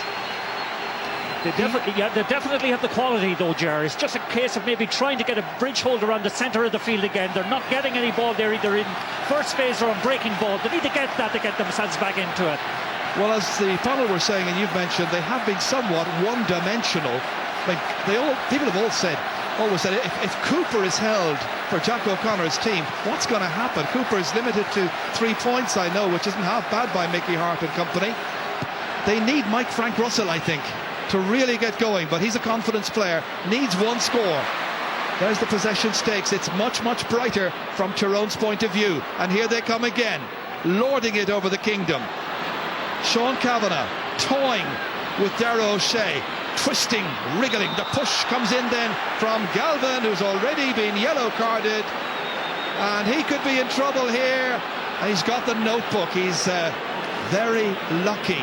It's a ticking after the yellow, which the referee is entitled to do. Well, I think this is a real cop-out, to be honest with you, Jared. I agree. I very much so. I think it's something the referees at the end of the season, they're perfectly entitled to do it, but they should review that one.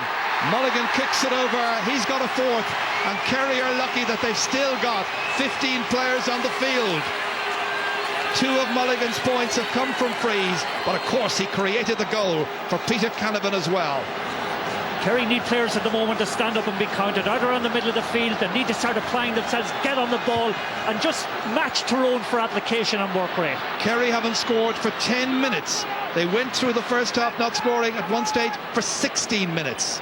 This is not like the Kerry champions of last year. But then people have said Kerry didn't really meet a good, strong, physical team yet this side. They are this afternoon, and that side is Tyrone. Brian Dewar hoping that he'll be lifting Sam, but there's still quite a while to go. Bad ball away, comes to Colin Cooper. He'll be up for the fight. Back to Dara O'Shea. They need to score quickly. Dara O'Shea plants it beautifully over the bar, and he's got a second.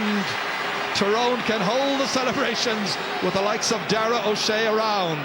Young fans, young and old for Kerry, saluting that score, and it's 112 to 1-8. Yeah, great score from Dara O'Shea, probably his best display, I think, of the championship today, even though he's playing on a team that is under a lot of pressure. Mickey Hart, meanwhile, down on the sideline, is still chatting away to Peter Canavan.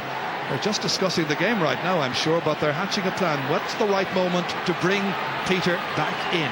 Tyrone in a lot of the games too, Ger, have had lapses of concentration where they've allowed teams back at them. Now they need to guard against that for the remainder of the game. And this time it's a Tyrone free kick for pushing that time by some of the Kerry midfielders.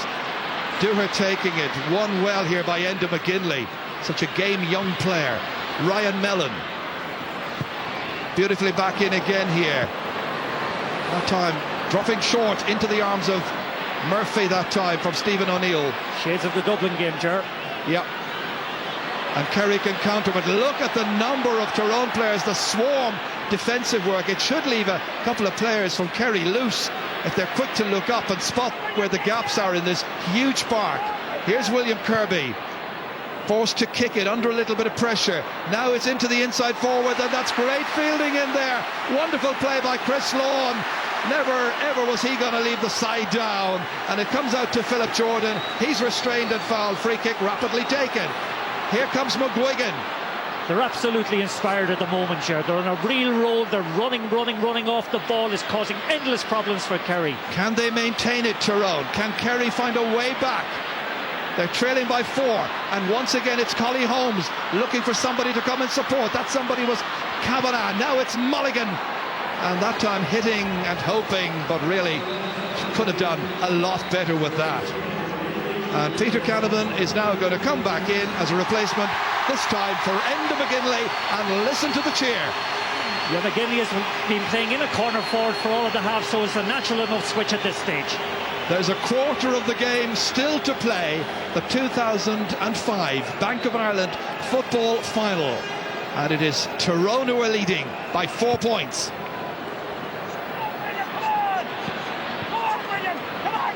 Well, Kerry will need to build up their scoring opportunities.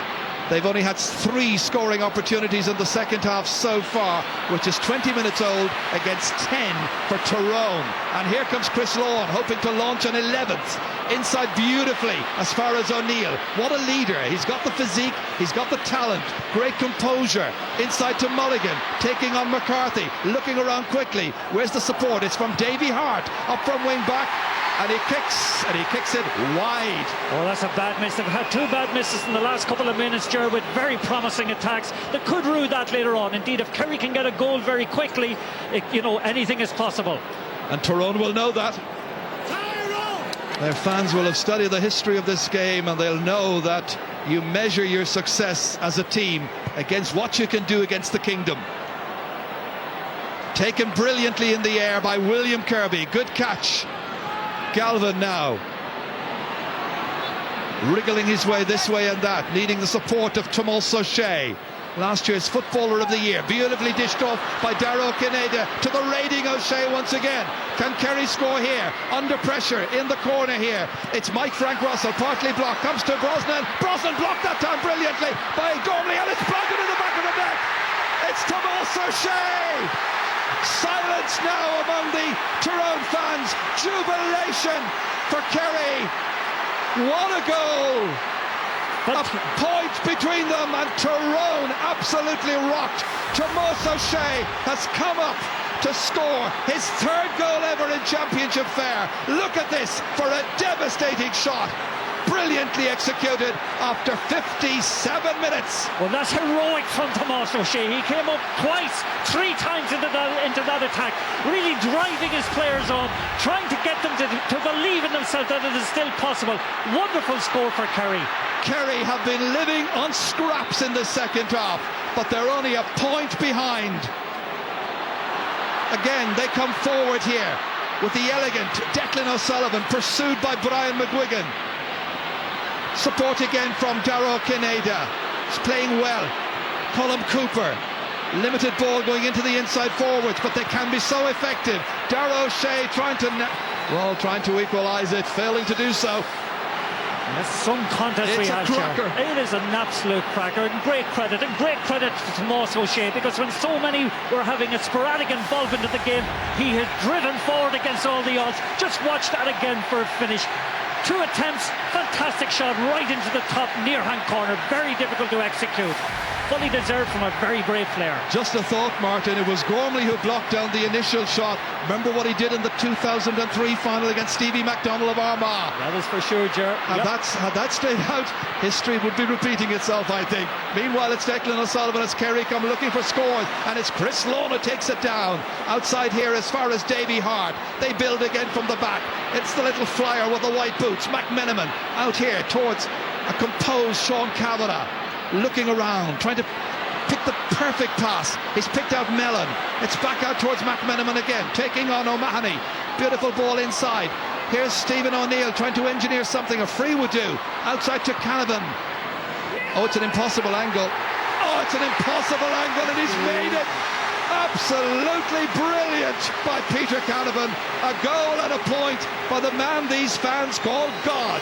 Come at the hour, come at the man. They badly needed that score. And again, you must credit the wee man at the back, the wee wasp himself, Ryan McMenamin, the way he came forward that time. 2 or 3 times in the attack, then fed God. God found heaven. It's 2 points of a margin now between them.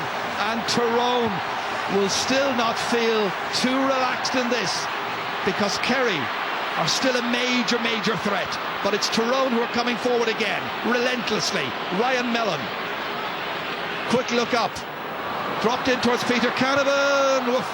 Almost collided with the advertising hoarding in his endeavours to try and keep that one in play.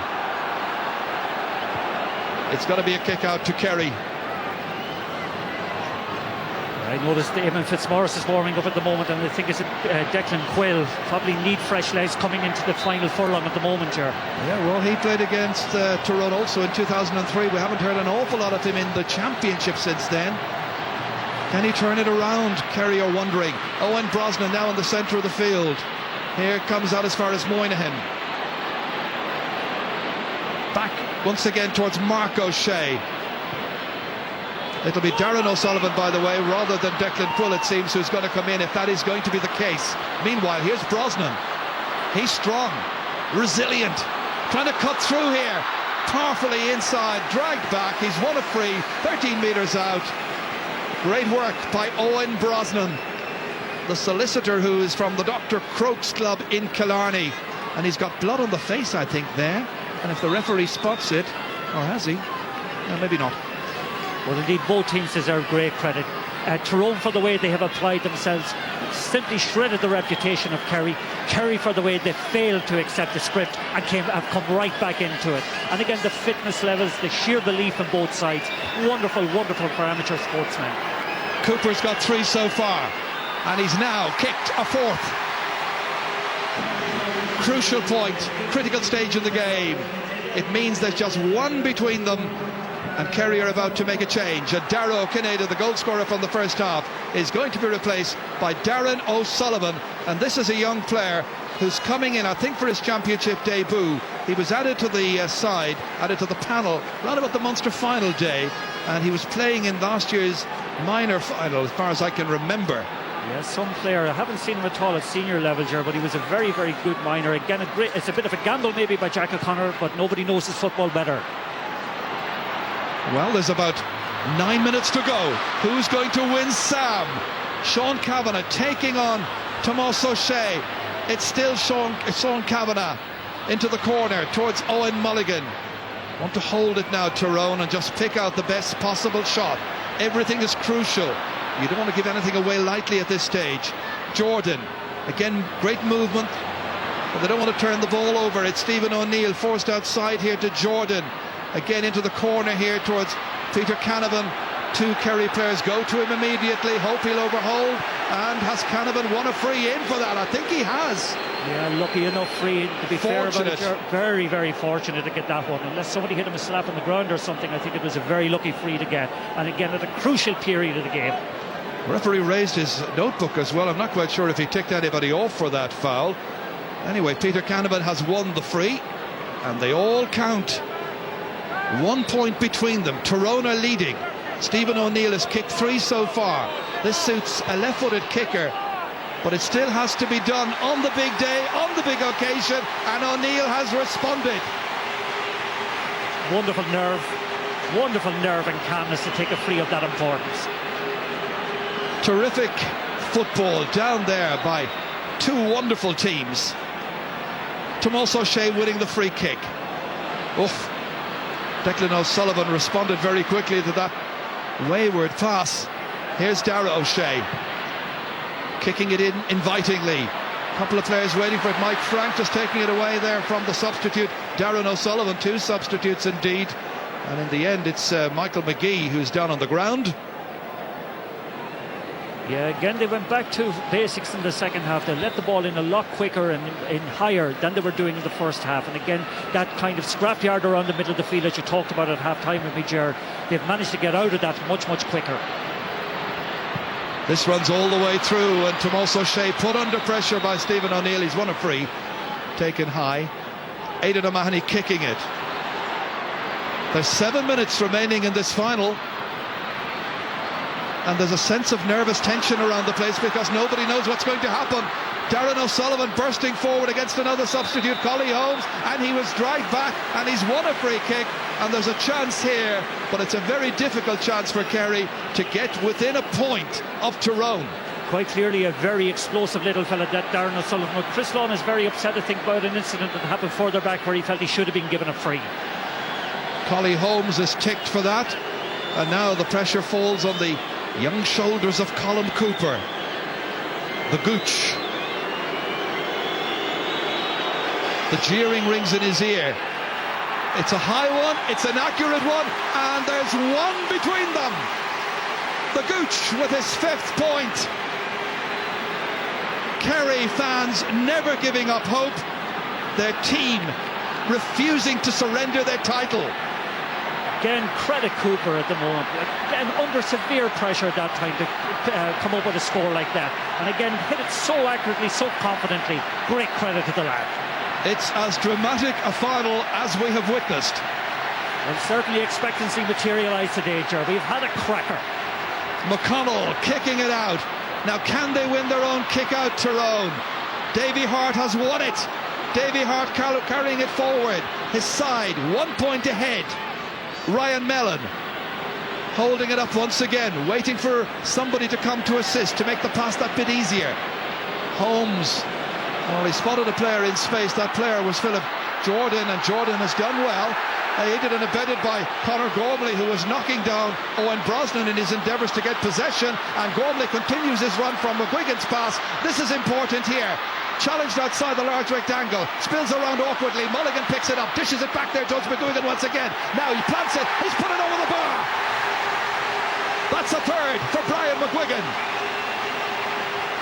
Well, there was patience, there was coolness, and there was a great deal of know-how where that performance was concerned, and McGuigan was absolutely brilliant. This is the player who came back from Australia, played in the game against Cavan as a substitute, and all along they had planned, if McGuigan was coming back from Australia, where he spent 4 or 5 months, they would bring him back and they'd have him in as part of their team. He's a vital part. The referee right now wants some words, and it's Brian McGuigan himself who's already being ticked.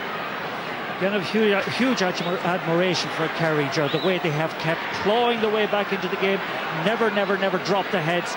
And again, okay, it's a credit to the birthright, to the fact that they're in the 52nd final, but they're fabulous players, each and every one of them. Well, they have the capacity to bounce back. That's a yellow card now, eventually, for McGuigan. For the record, it means there are now 3 yellow cards for Tyrone, and 1, 2, 3, 4 for Kerry. But a brilliant contest. Oh, Brosnan was being ambitious, trying to play the ball into space and going in to take it up as Collie Holmes, but quite a scrap in the centre, and the referee has seen the ball touched on the ground, and it's Tyrone who are much the happier with his verdict. It's a free ball for Tyrone. Yeah, tough call that time. It is a tough call because now there are 3 minutes left to play. Seamus Moynihan is going off and Eamon Fitzmaurice is coming on. Fitzmaurice, a very experienced player, comes on for his 41st experience of playing in the championship, and Brian Sheehan is coming on for Paul Galvin. So they're throwing everything they've got at this stage for the last 3 minutes, because Tyrone are leading Kerry in the 2005 final by 2 points. Yeah, and Tyrone have been absolutely, again, okay, we've credited Kerry for their comeback, but Tyrone's composure, their awareness of their own system, the fact that the players are willing to carry out that system that they have perfected over a period of years, is a great credit to each and every one of them. Here comes Jordan. McGuigan. Well, anxious now just to hold possession.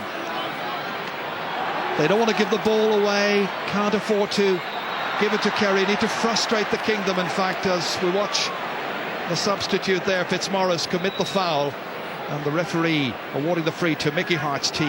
Yeah, they've been smart, they're slowing things down, they're getting, they're just kind of wearing Kerry down a little bit, frustrating them, as you say, Ger.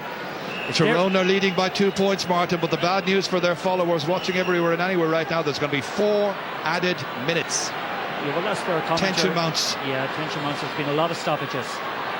Beautiful ball in once again towards Ryan Mellon. Holds on to it, great handling. Peter Canavan, again, using his experience. McGuigan holding on to it here. Tyrone 115, 210 for Kerry.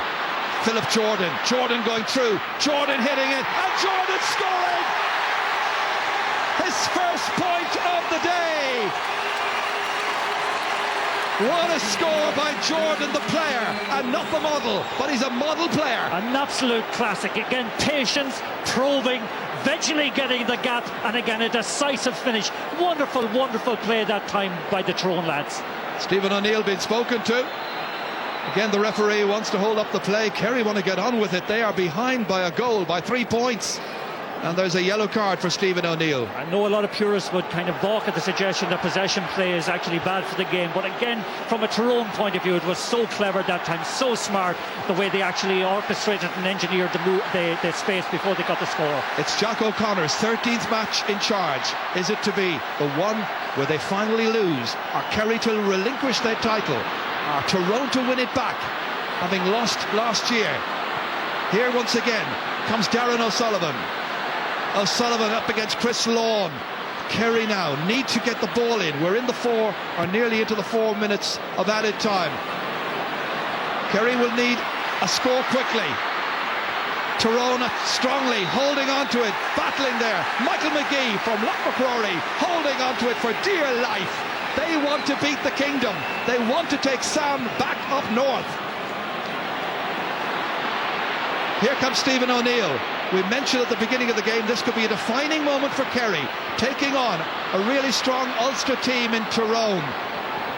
They wanted to take on, I know, either Tyrone or Armagh. Lot has thrown up Tyrone for them, and right now, how will Tom O'Sullivan and the rest of the Kerry team respond? The kick inside towards Cooper, a difficult one for him. He was fouled, the referee says, by Sean Kavanagh. Cooper's on the ground. It's going to be a free in. Yeah, I think Kavanagh gave away the free that time, definitely, Ger. And again, what did they do at this stage? We're into the 71st minute of the game now. Did they go for the point, bring it back to 2, or they go and try for the goal? Well, he's got to get a yellow card. He was ticked earlier on. Well, I guess, Martin, if you've got another 3 minutes, you'll take a point at this stage just to make sure. Yeah, I think they go for it. Put it over the bar. Take your chances then with the kick out. It's going to be Mike Frank to kick it, using the right boot. Under 3 minutes remaining now. Going short. Oh, he's going for it, and it's held inside there. It's securely held once again in there. Great defending, and Tyrone work it out. This is a really composed performance. They've got the look of champions, but will they hang on?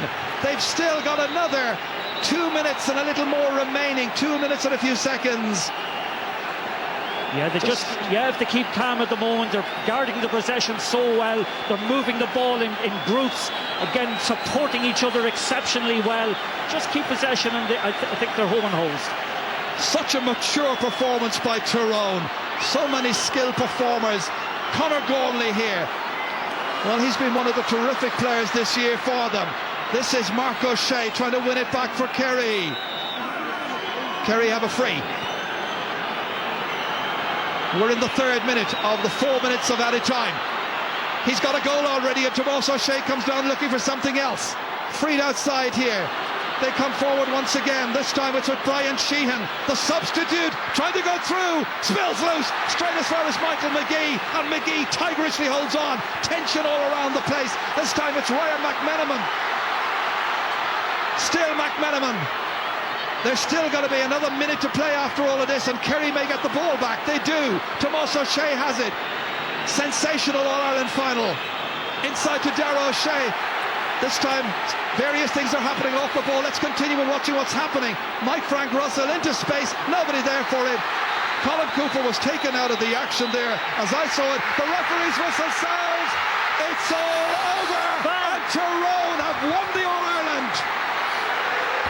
Absolutely sensational performance by Tyrone. They've won by 3 points. They had so many heroes. And after 10 matches in the 2005 championship, they have come and they have beaten the champions of last year.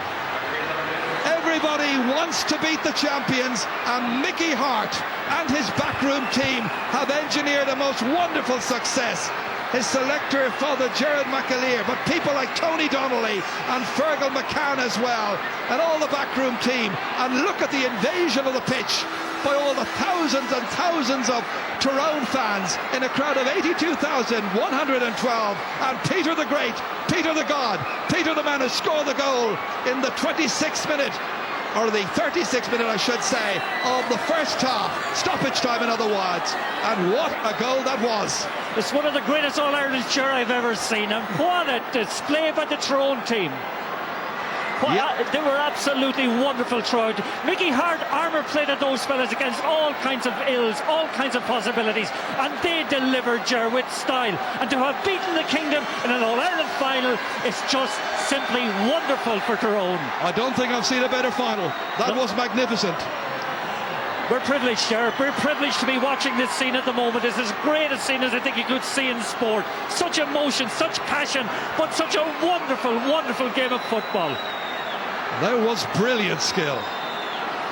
Brilliant skill. Absolutely. The place is awash with fervour at the moment, Ger. The Tyrone people, why wouldn't they celebrate? But the way the Tyrone team, to a man, celebrated and played. Let's go down. Let's get some comment after all. Let's go down to Marty. Marty. Thank you very much, Ger. Mickey Hart, first of all to you, congratulations. You've won your 2nd All-Ireland. What a day. A wonderful day. It was a long, hard road. 10 games, and people said if you put in that kind of effort, you got to lift the trophy. And who else better to put it up to you than Kerry? A wonderful match. It could have went either way. People talk about the way football's going. That's some football out there. That's some energy. The people, both teams put every last ounce of energy into it. The rub of the green, the bounce, the ball could have went the other way. Thank God it went our way today. 10 championship matches, and tactically you got it right. Taking off Peter Canavan at half-time, bringing him back on again. Well, Peter Canavan's a special player. He's 34 years of age. 70 minutes of that kind of pace is not... he just hasn't handled it at the minute, but he can certainly handle 50 of it, and he did today. Describe for me, if you can, the emotion in your heart and soul, because you said to me there a moment ago, thank God we've won 10 games, second All-Ireland. What a way to do it. It's just, we're answered now. The great thing about this is, when Conor McAnallen was made captain of our team, he said that he didn't want to leave it with just one All-Ireland, and he hasn't. He was looking down on you today, Mickey Hart. Congratulations to you and all of Tyrone.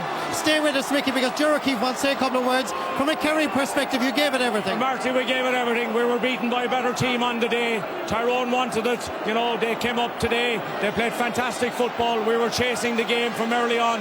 When they got the goal before half-time, after that, we were always chasing it. We tried everything. We put in all our subs. We just weren't, Tyrone were better than us on our day. And I wish to congratulate Tyrone. They did fantastically well all year. They played a lot of tough games, and they came out on top, and they deserve it. I thought you were back in it after Tomás O'Shea's goal. I'm sure you felt the same.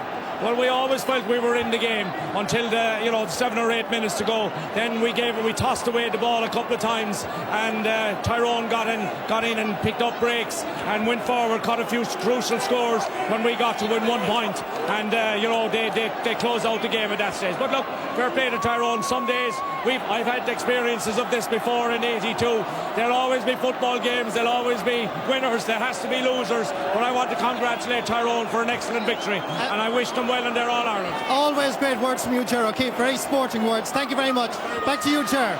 Thanks, Marty. Thanks indeed to Ger O'Keefe and to Mickey Hart as well. At the beginning of this month, I began to say to myself, OK, it's Kerry versus one of the big two from Ulster, Tyrone or Armagh. After that great semi-final, you're hoping and hoping in your heart it's going to be a great final. It was, and that's the final score. It's Tyrone 116, Kerry 210. You're hoping that it's going to be a great final. You're hoping after all the pressure, Martin, and the tension and the build-up, that they won't somehow fail to deliver on the day. But they came up trumps. Very much so, Ger. And the great thing about Tyrone in this game, I felt myself that against Armagh the last day, they had played a game too many. But great credit to the backroom team, great credit to their training methods, great credit to their mental strength. The way they came up and looked as fresh today as a team that had only played 2 or 3 games. So it begs the question, Ger, how are most of the teams in the country training at the moment? Let's copy the Tyrone model. No challenge matches, training twice a week, and sensible deployment of your resources. Credit to Mickey Hart. It has been some final and some achievement by him and his players. Wonderful, wonderful game, and we're privileged. Some of the Kerry fans are on their way home and probably starting the inquest. I see a Mayo jersey there as well. They were well and truly beaten in the minor. But Mickey Hart has emerged this afternoon as the man who has once again taken the Sam Maguire Cup back up to the north, back up to those football mad loving fans up there in Ulster. And they are the kings of Ireland once again. The red hand prevailing. Well, our congratulations, obviously, Tyrone on a fantastic All-Ireland success. Sean Kelly is making the presentation of the Cup in the Hogan stand. A Kerry man, but I'm sure he's proud to hand over the Cup today to a fantastic football team.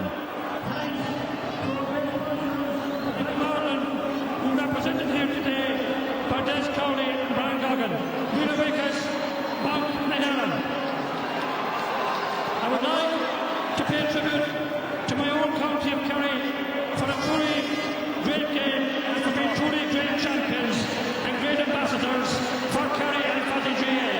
I was come out to consideration.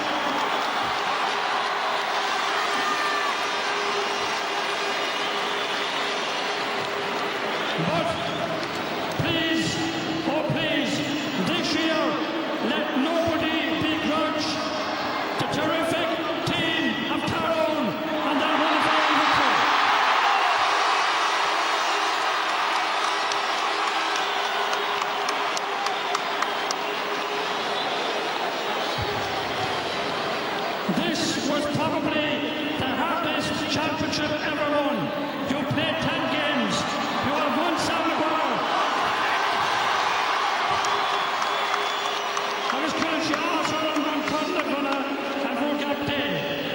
Mr. Perpetual Motion, the workaholic, soon to be married, veterinary surgeon, Brian Dooher. Tyrone won it for the first time in 2003. They win it for the second in 2005, and Brian Dooher lifts the Sam Maguire Cup. Tyrone are worthy champions.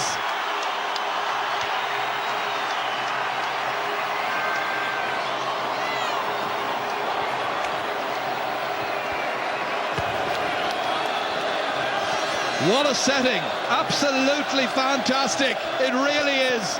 The place to be on the fourth Sunday in September, and Peter Canavan led them there in 2003. Mickey Hart has inspired them and directed them, and these Kerry fans will wonder, were their team just a little bit too stale on the occasion, maybe too one-dimensional?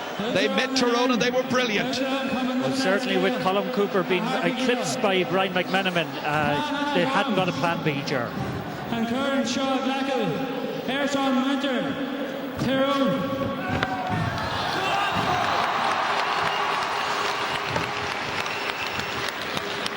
It's good to be back, isn't it?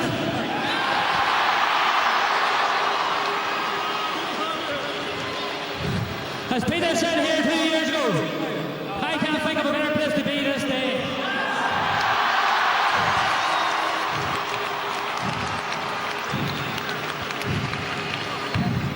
A lot of people over the last 2 years say their 2003 victory was a one-year wonder or a rookie. Well, today we have proved otherwise. And we've done it the hard way. There's a lot of people I can thank for getting this team to where we are today. But first and foremost, and probably the most important man, this man should be here instead of me receiving this cup today. His name is Cormac McAnally.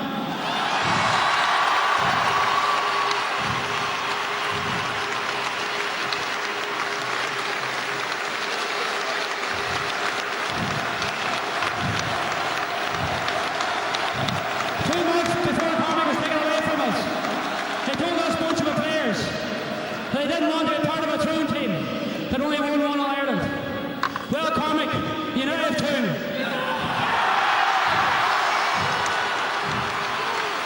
Because Cormac, you are, and you always will be, a very big part of this team.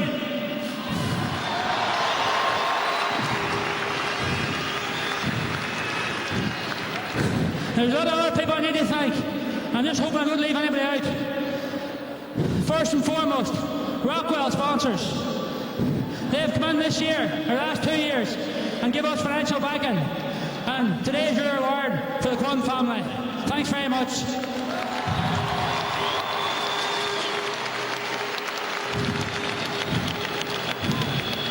Also to O'Neill Sportswear and Kieran Kennedy. They supply us with gear through the year. They can't do enough for us. Anytime we go asking, he supplies. Thanks very much, Kieran. Our county board, who give us the backing all through the year and over the years. And also for Club Tyrone, you people, a lot of you are out there. You give us the money so we can put the resources in so we can be the best we can be. And today, we are the best we can be.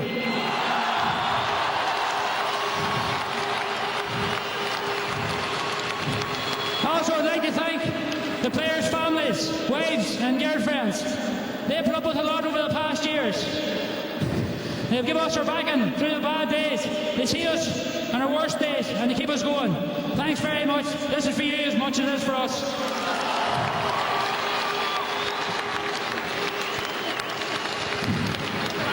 For you supporters, you've had a long, hard season. We have played 22 matches this year. You've followed us there through thick and thin. With a lot of matches to Dublin. It hasn't been easy for you. But you dug deep, put your hands in your pockets, and today it's all worthwhile. Thanks very much.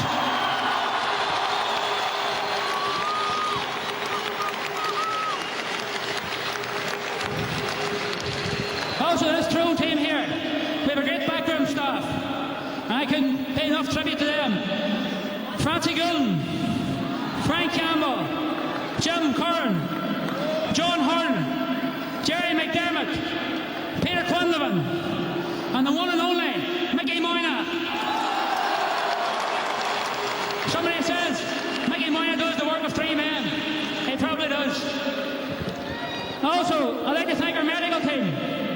Dr. Seamus Cassidy, Michael Hart, Paul Feeney, our masseur, and Louis O'Connor. It's these men, the feat that they have accomplished this year, keeping us injury free and playing football. It's unbelievable. And a big tribute to you. Thanks very much.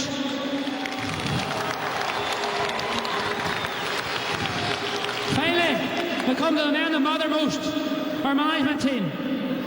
For Father Jared McAleer, our spiritual leader. Thanks very much, Father Jared. Fergal McCann, our trainer. Fergal came in this year, and he definitely had a hard job to follow. He got us, and he kept us fresh for 10 games. A lot of people said we were going to tire, but if you have Fergal McCann training you, you'll never tire. Thanks very much, Fergal.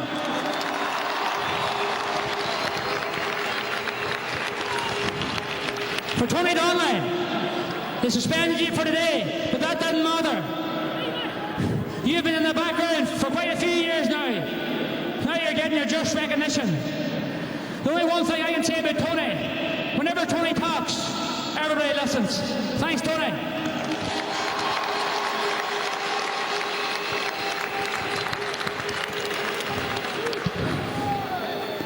Finally, to the boss, Mickey Hart.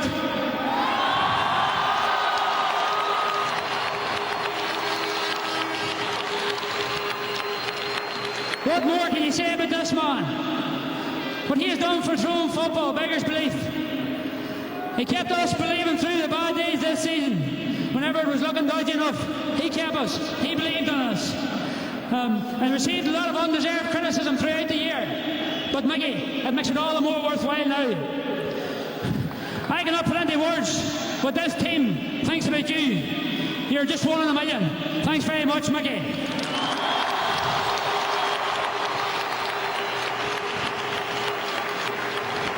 I'm sure you're glad I'm getting near the end now.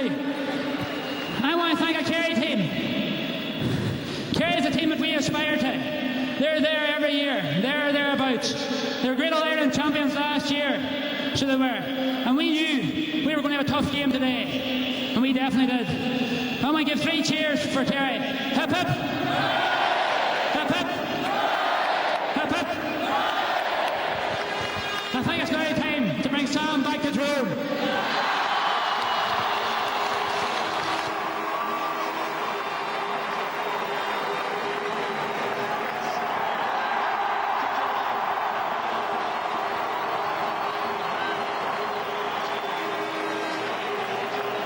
Those are the photographs that are going to make the headlines in the papers tomorrow morning. Brian Dooher, the Tyrone captain with the Sam Maguire Cup for the second time for the county of Tyrone in 3 years. Okay, coming up.